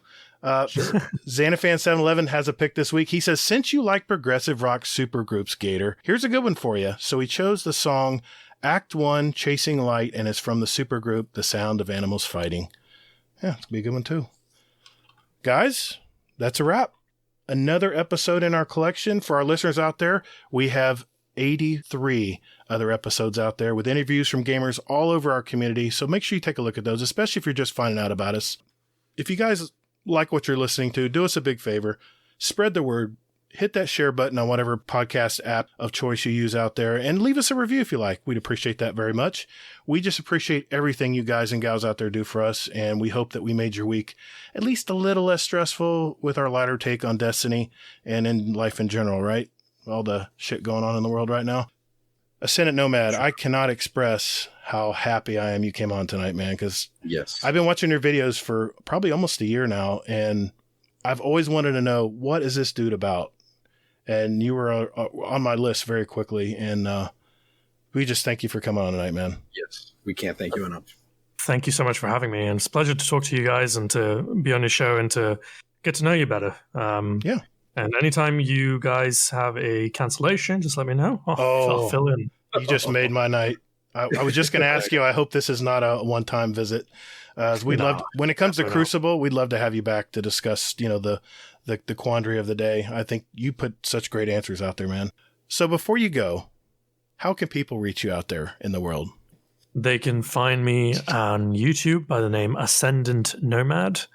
My Twitter is also Ascendant Nomad. My Twitch is also Ascendant Nomad. It's nice when they all line up like that, isn't it? Gotta love the branding.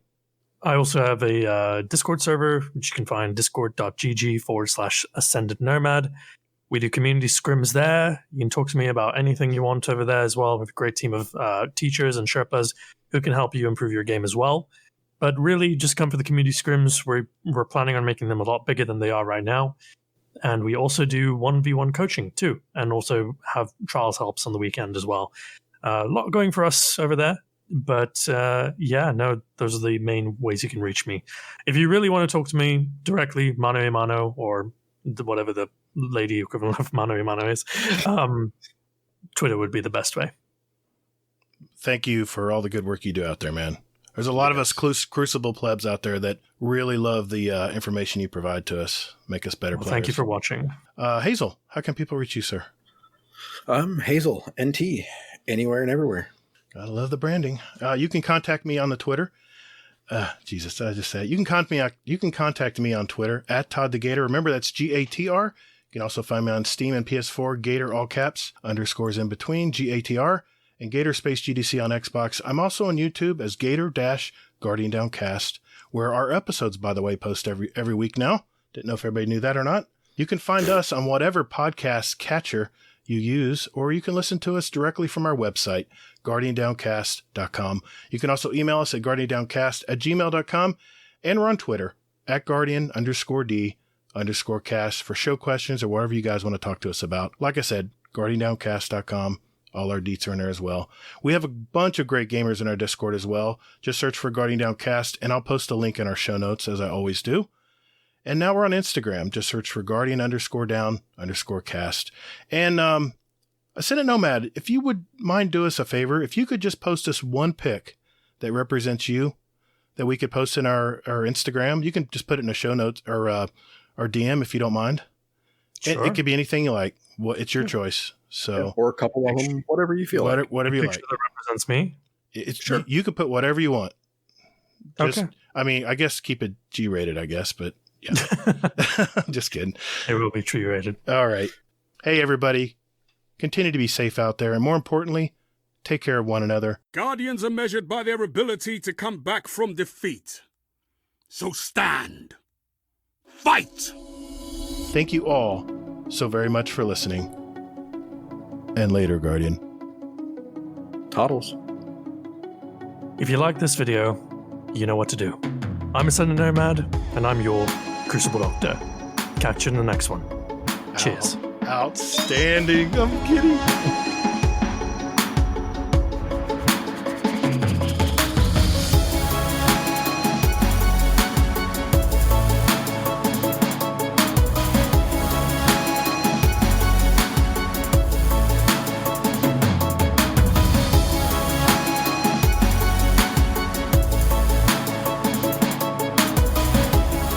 Dude, thank you very much. We really appreciate it.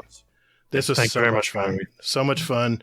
And like I said, I hope this is hope there's a repeat visit in the future. I extended it to Patty Cakes as well. So we love your content, man.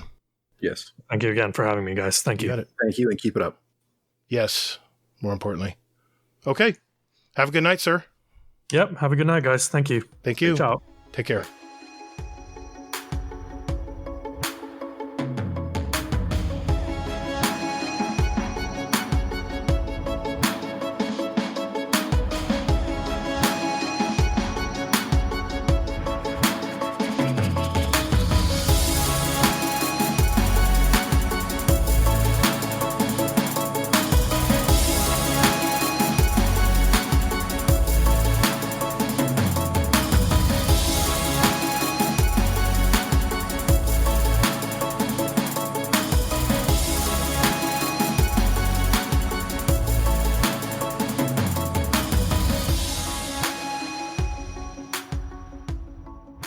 It's the ice show. It's the damn ice show. We talked about sunsetting. I'm okay with it. I don't care. It's fine. You know, I still get my shit, so I'm happy. All Hey, Hazel, one more thing. Happy birthday, brother. Oh, for fuck's sake. It's 12:01. Yeah, it's funny. I walked upstairs just to take a leak, and there was like all these like 40s hanging down from the ceiling. Oh no! Walls. I'm like, did your wife print that out for you? Yeah, that was so sweet of her. Something like that. Got a good one there. She doesn't let me forget it. So moving on. Okay.